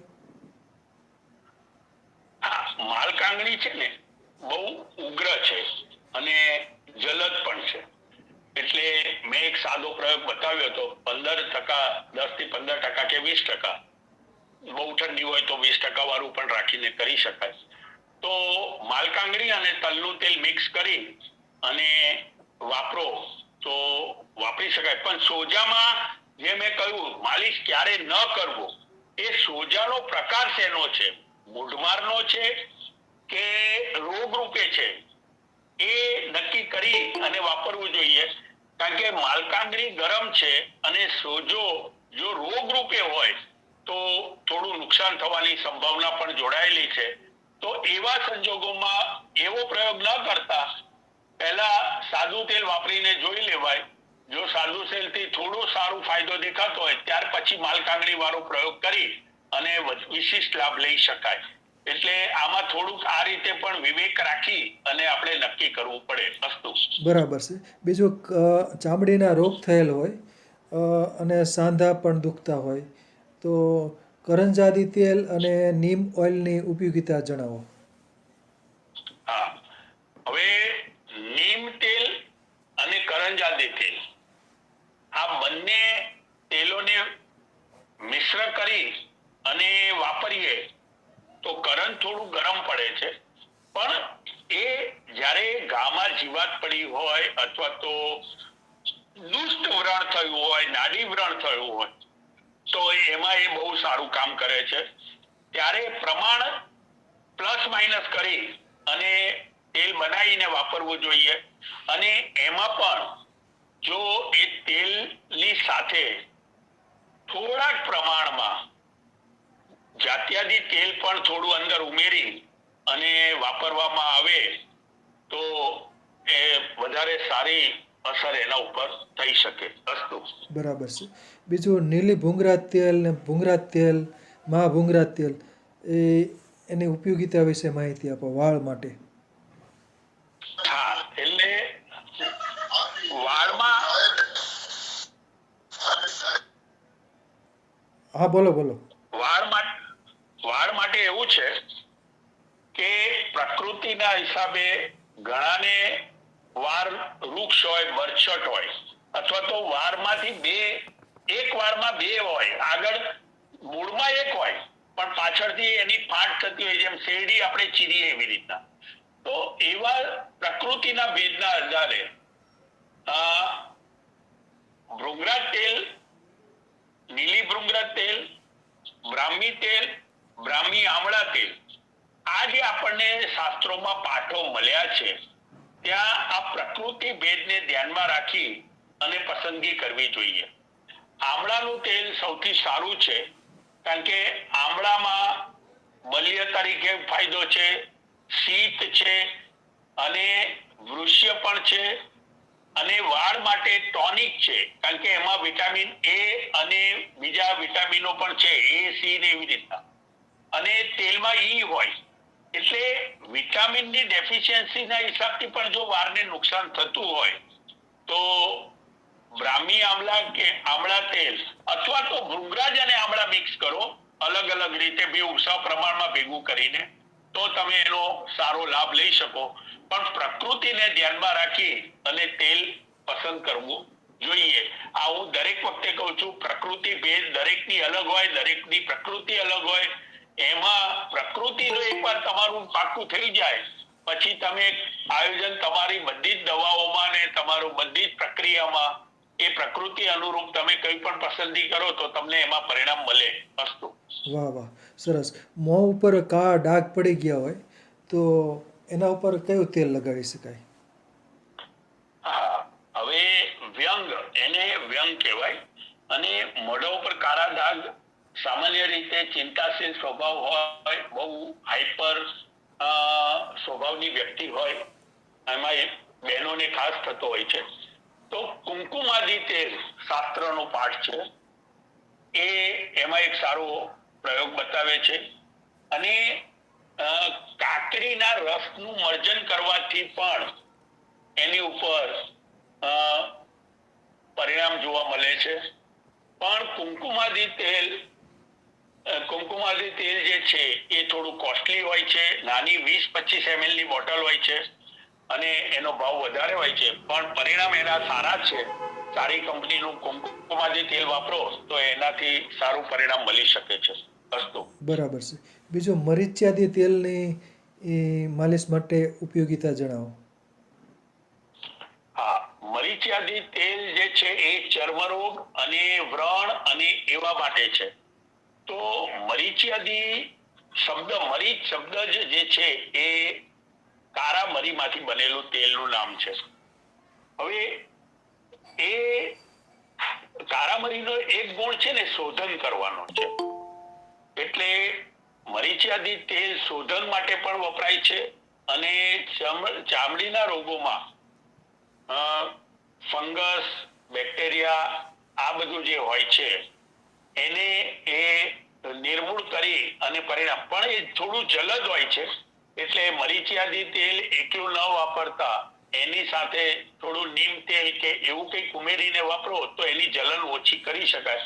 બાકી મરીચિયાદી તેલ શાસ્ત્રનું બહુ સારું તેલ છે અને સારી જ બનાવટનું હોય તો બહુ સારું પરિણામ આપે છે. અસ્તુ. વાહ વાહ, સરસ. બીજું મહામાસ તેલની ઉપયોગિતા માલિશ માટે જણાવો. હા, હવે માસ એટલે અડદ, એટલે અડદમાંથી જે બનેલું તેલ છે એને મહામાસ તેલ કહેવાય.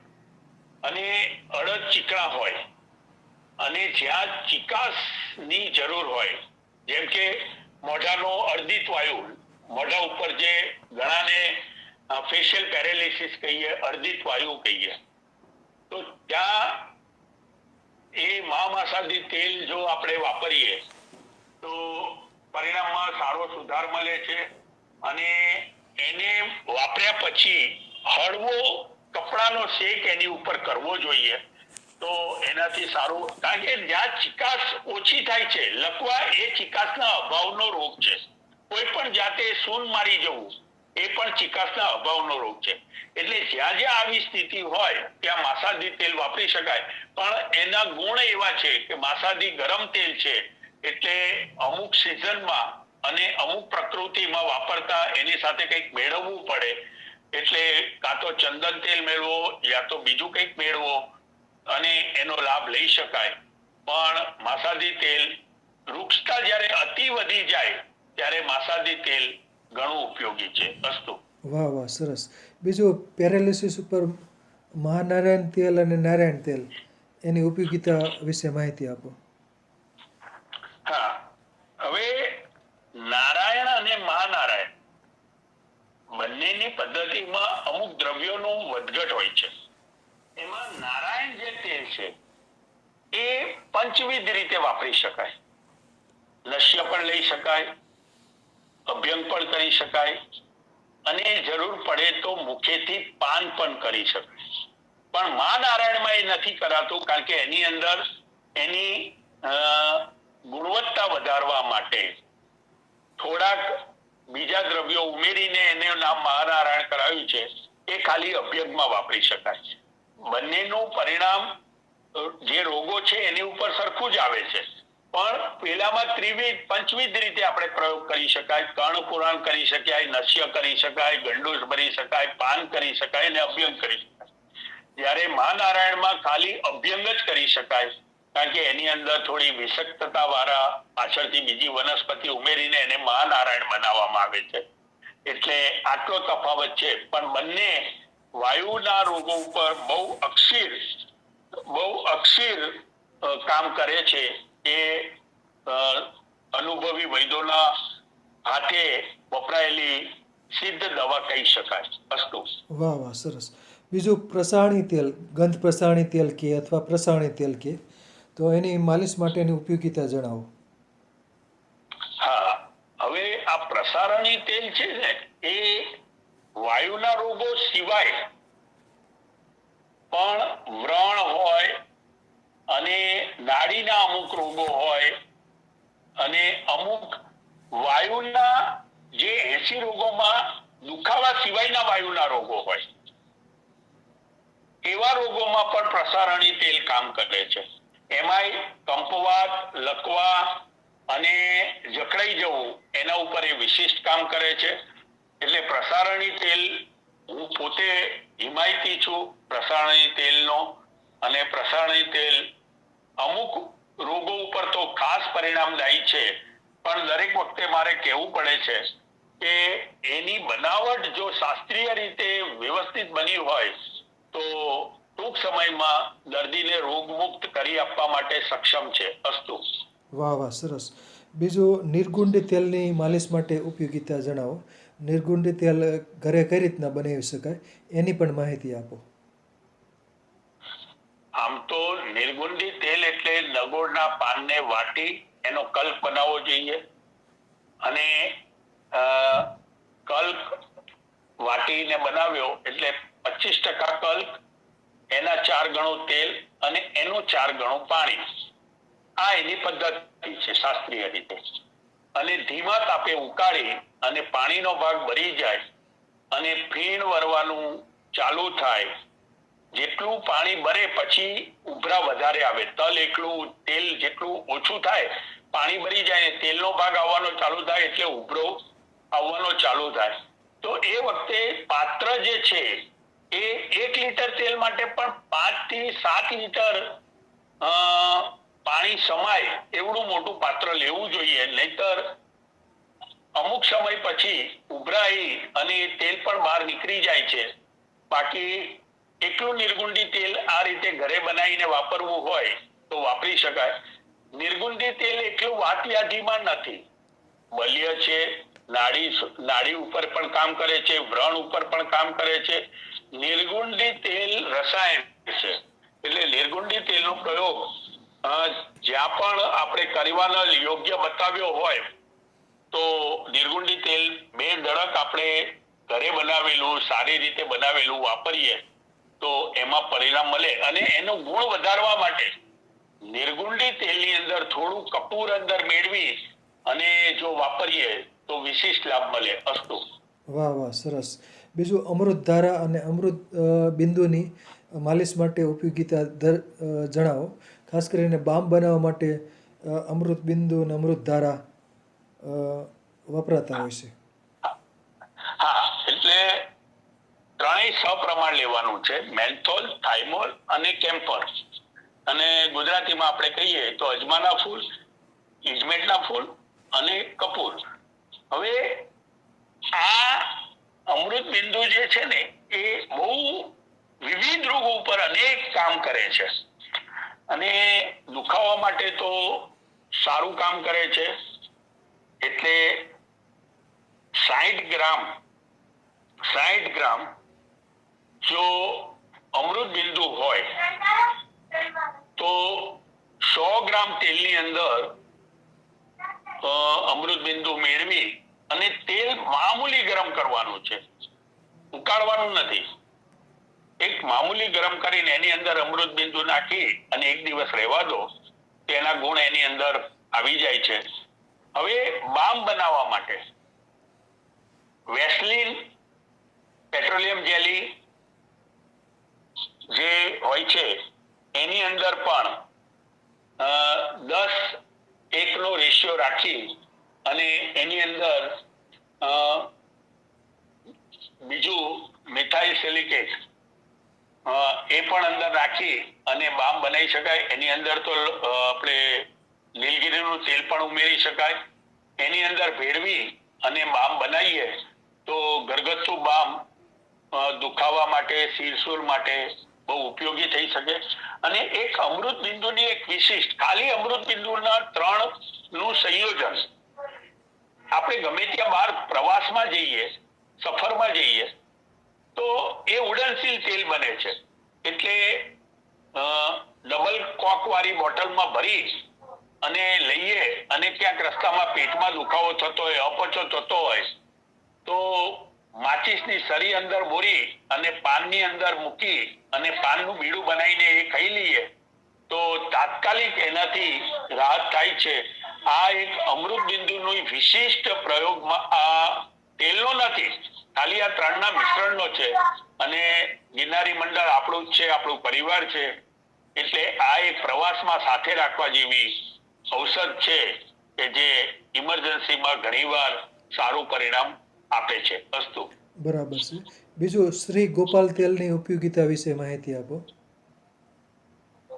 હા, હવે આ શ્રી ગોપાલ તેલ જે છે ને એ સામાન્ય સંજોગોમાં જાતીય તકલીફો માટેનું તેલ કહેવાય છે અને બહુ સારું હોય છે, પરિણામ પણ સારું છે.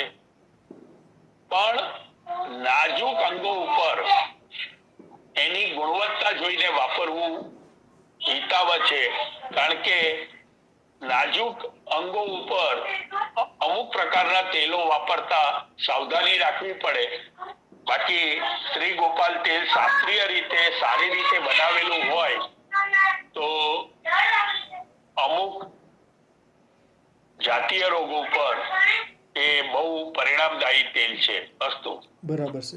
મહાવિષ ગર્ભ તેલની ઉપયોગિતા વિશે માહિતી આપો. હવે જેમ હમણાં આપણે કીધું નારાયણ ને મહાનારાયણ, એમ વિષગર્ભ અને મહાવિષગર્ભ બે તેલ છે. હવે મહાવિષગર્ભ તેલ અથવા તો વિષગર્ભ તેલ એ જે હમણાં મેં કહ્યું ને પેલા બે ચોર વાળા જે રોગો છે, જે દેખાય છે વાયુના રોગો પણ હકીકતમાં વાયુના નથી, એની સાથે બીજા દોષો ભળેલા હોય છે. તો એવા સંજોગોમાં આ વિષગર્ભ તેલ અથવા મહાવિષગર્ભ તેલ એ તેલ એવા રોગોમાં વાપરી શકાય, પણ એ વધારે નિષક્ત હોય છે અને પ્રભાવી પણ હોય છે.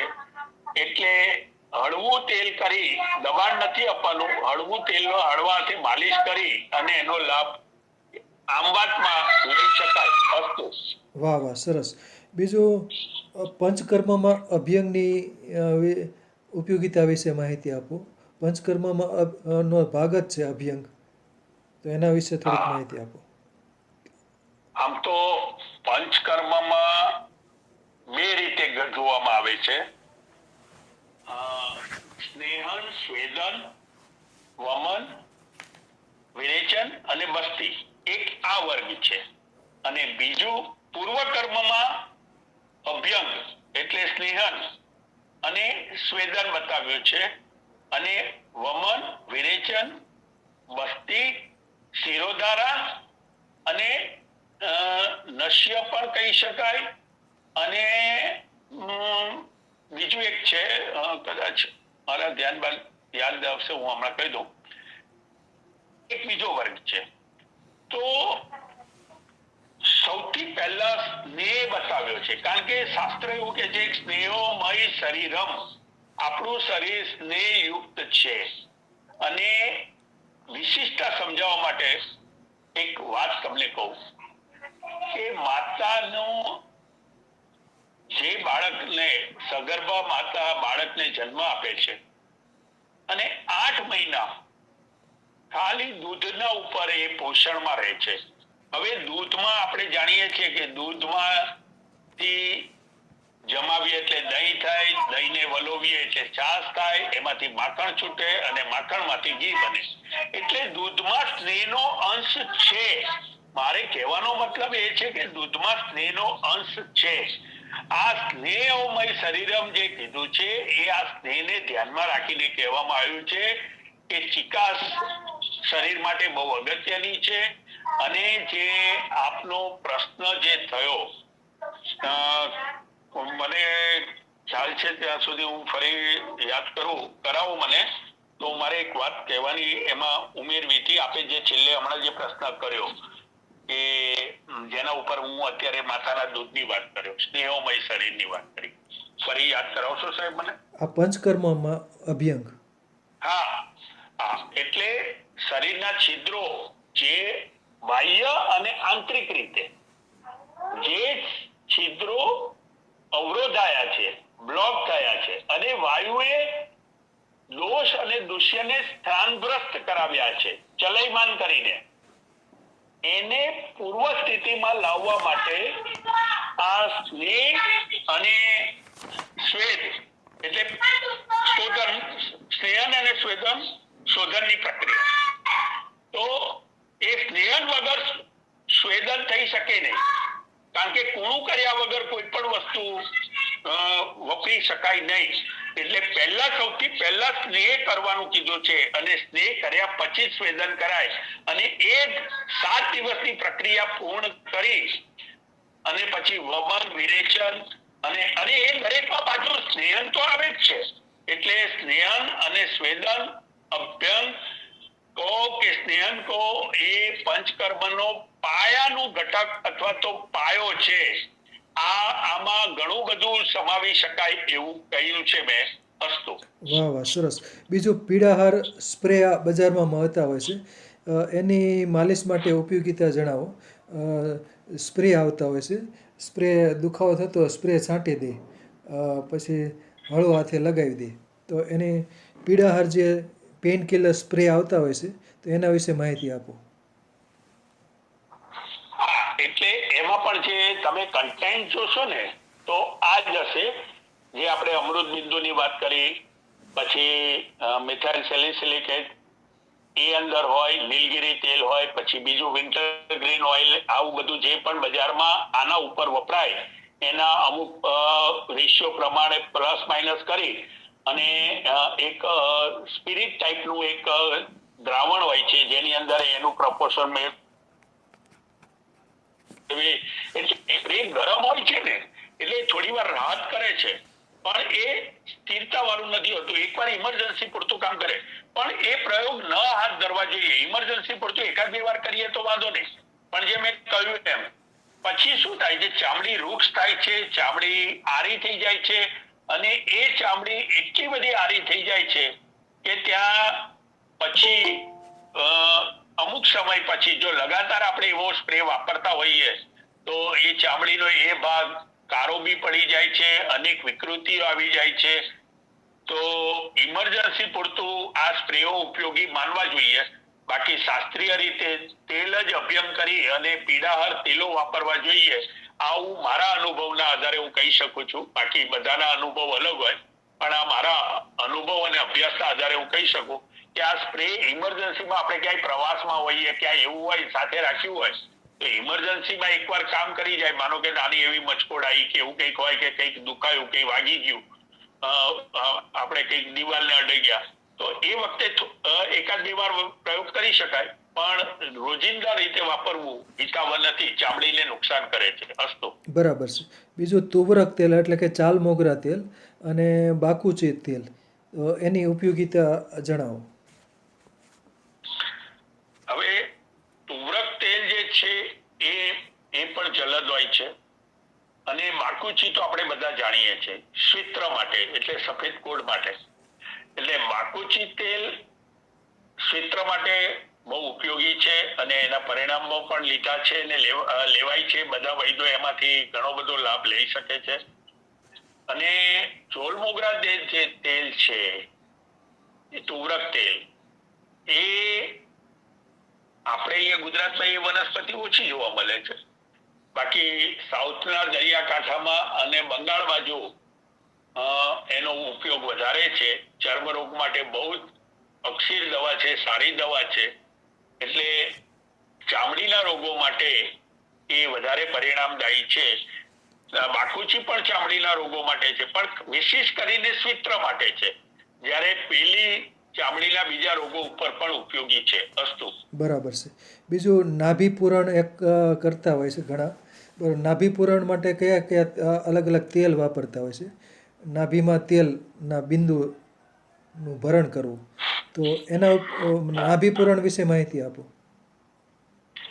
હવે મેં હમણાં વાતમાંથી વાત કરી હતી કે આપણું નાભી એ આપણી બોડીનું સેન્ટર છે અને બાળકનો જન્મ પણ નાભી દ્વારા થાય છે. એટલે શરીરના તમામ અંગોનું જોડાણ નાભી સાથે રહેલું હોય છે.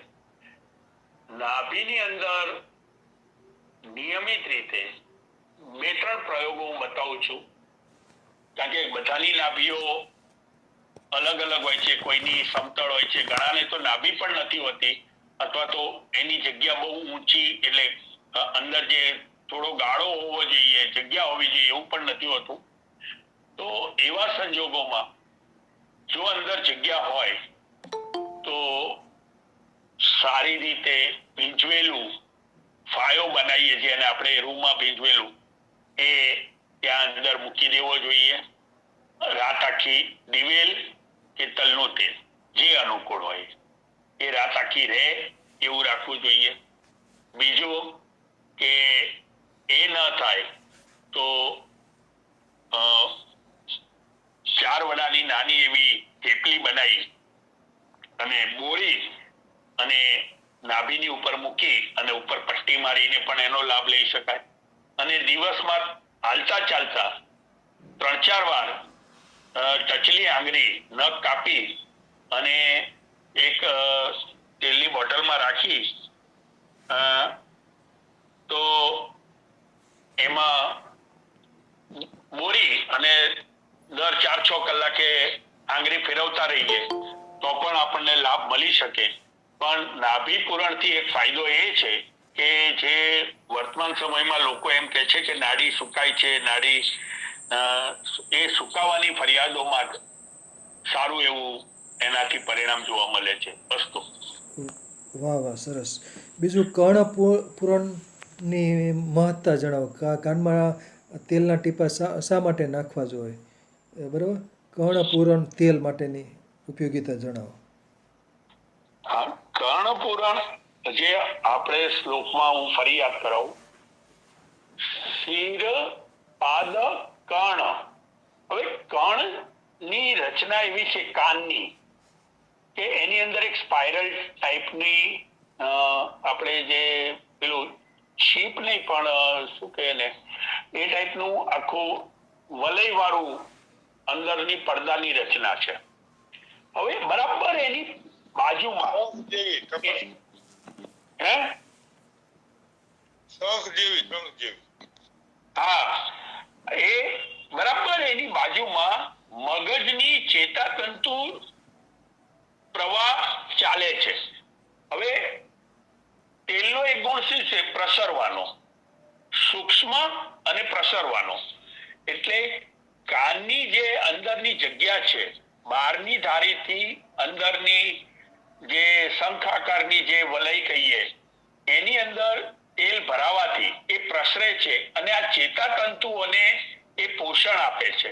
એટલે મગજના રોગો ઉપર કર્ણપૂર્ણ નિયમિત કરવાથી મગજના રોગોમાં સંભાવનાઓ ઘટી જાય છે અને સાથે શિર ઉપર પણ એટલી બધી એની તાજગી વર્તાય છે.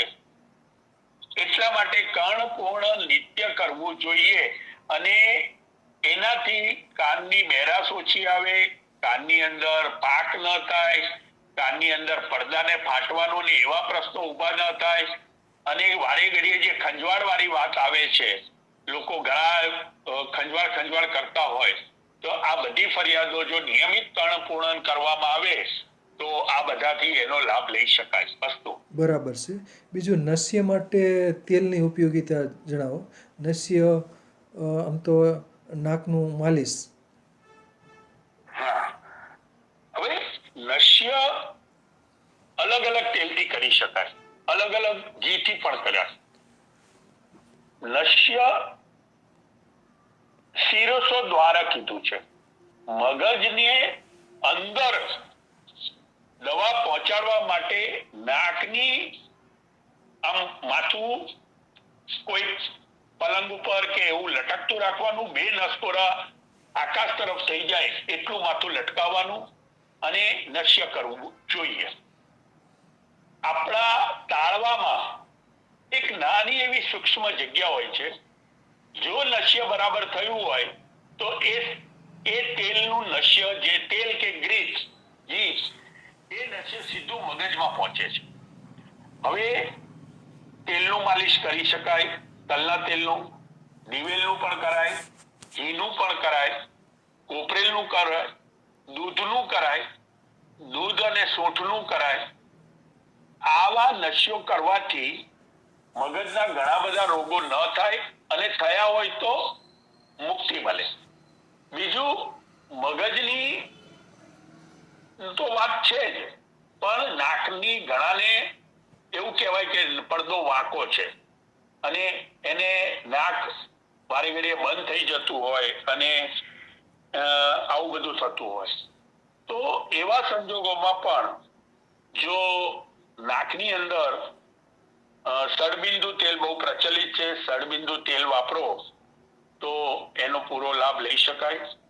પછી એક એવું તેલ જે છે એ જે ઘરે આપણે આરામથી વાપરી શકીએ અને તલનું તેલ, અને હું તો મારા દરેક દર્દીઓને બહુ સીધી વાત કહું છું કે તમે એક એવું પાત્ર રાખો, એની અંદર તલનું તેલ ભરી રાખો અને હાલતા ચાલતા આંગળી બોરીને નાકના નસકોરામાં ફેરવી દો.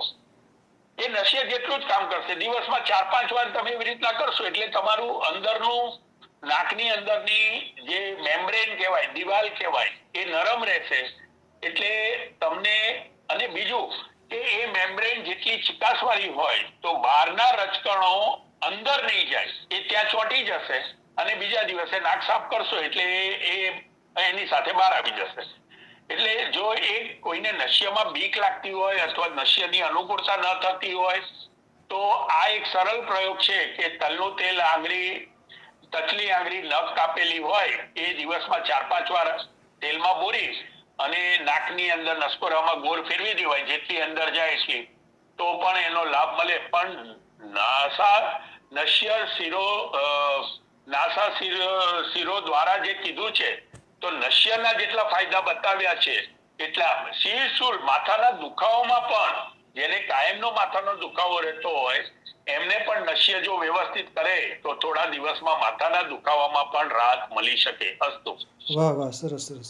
બીજું હરસ માટે ઉપયોગી, હરસમાં હોય તો એ માલિશ માટે, હરસ ઉપર માલિશ માટે કાશીદાદી તેલ, એરન તેલ અને કોકમ તેલની ઉપયોગિતા વિશે માહિતી આપો.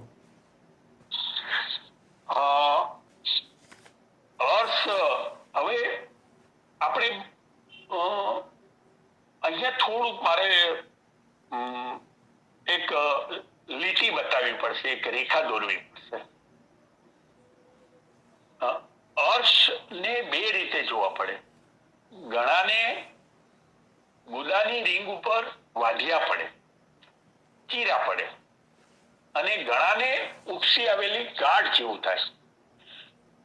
તો કાશીસાદી તેલ એક એવું છે કે જો નિયમિત 2-3 મહિના વાપરવામાં આવે તો એ ગાંઠને ઓગાળી દે.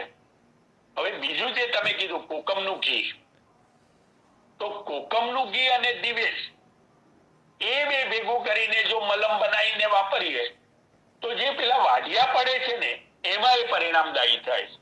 એટલે આ બંને પ્રયોગોને રોગ કેવો છે અને તેના નિદાન શું છે એના આધારે આ પસંદગી કરવી જોઈએ.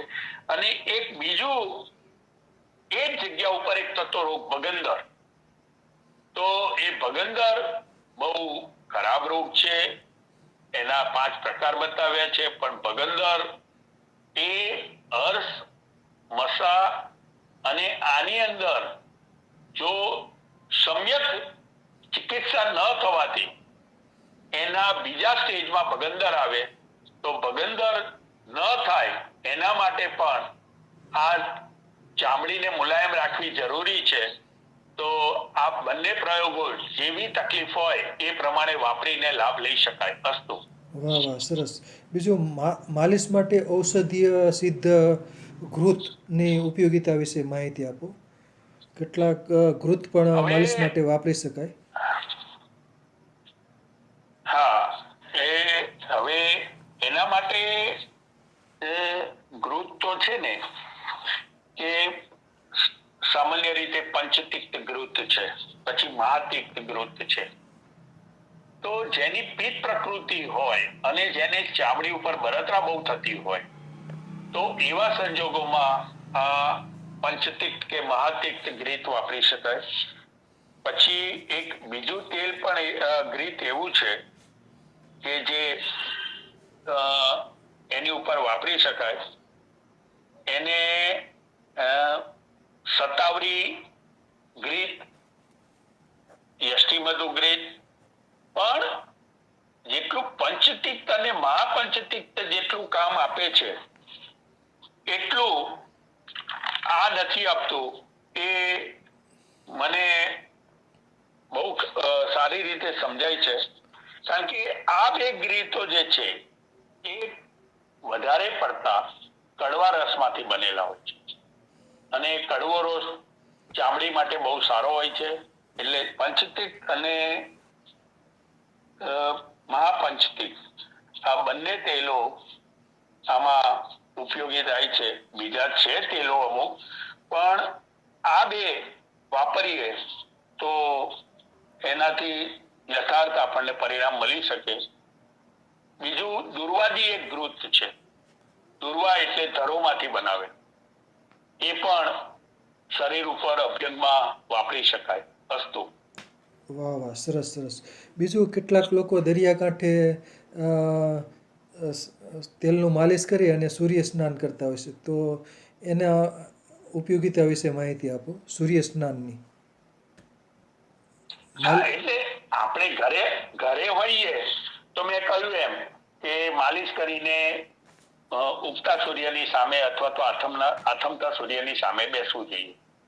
હવે એ જ વસ્તુ દરિયા કિનારે શું હોય, ઝાડપાન ન હોય, પૂરેપૂરો સૂર્યનો પ્રકાશ આપણા ઉપર આવે અને માલિશ કરીને આપણે ત્યાં એક પાથરણું પાથરીને સૂઈ રહીએ અને પડખા ફેરવીએ તો લાભ તો એ જ થવાનો છે. પણ ત્યાં વિશેષ ફાયદો એટલો છે કે સીધા સૂર્યના કિરણો સંપર્કમાં આવવાથી ઝડપી થોડું એની કાર્યમાં વૃદ્ધિ થાય, એ એનો વિશેષ લાભ થાય. અસ્તુ. વાહ વાહ, સરસ સરસ. અને હવે છેલ્લો સવાલ, મૂંઢમાર ઉપર માલિશ કરી શકાય? મૂંઢમાર ઉપર માલિશ થઈ શકે? હા, મોઢમાર ઉપર માલિશ કરવા માટે પંચગુણ તેલ છે, પછી પીડાહાર તેલ છે, બીજું એક તેલ પણ છે, પીડા શામક તેલ છે, વાતર તેલ છે. એ બનાવટો શાસ્ત્રીય રીતે હોય તો મૂઢમાર ઉપર કરી શકાય. મૂઢમાર માં લોહી બાજી ગયું હોય અને એવું હોય તો પહેલા 2 દિવસ શક્ય હોય ત્યાં સુધી ન કરવું જોઈએ, નહીતર થોડું પ્રોબ્લેમ થાય. તો એવા સંજોગોમાં પહેલા 2 દિવસ બરફ અને હળવું સિંચન કરવાનું, ધાર કરવાની, પણ મલીશ કે એવું નહીં કરવાનું, અને પછી તમે એને કરો તો એનો લાભ લઈ શકાય. અસ્તુ. વાહ વાહ, સરસ સરસ. ખૂબ સરસ માહિતી આપી. પ્રશ્નોત્તરી સરસ રહી. ખૂબ ખૂબ આભાર વૈદ્ય શ્રી વિનોદભાઈ ઠક્કર સાહેબનો, જેમણે માલિશ ઉપર ખૂબ સરસ વિસ્તૃત માહિતી આપી. ખૂબ ખૂબ આભાર વૈદ્ય શ્રી વિનોદભાઈ ઠક્કર સાહેબનો. સરસ સરસ.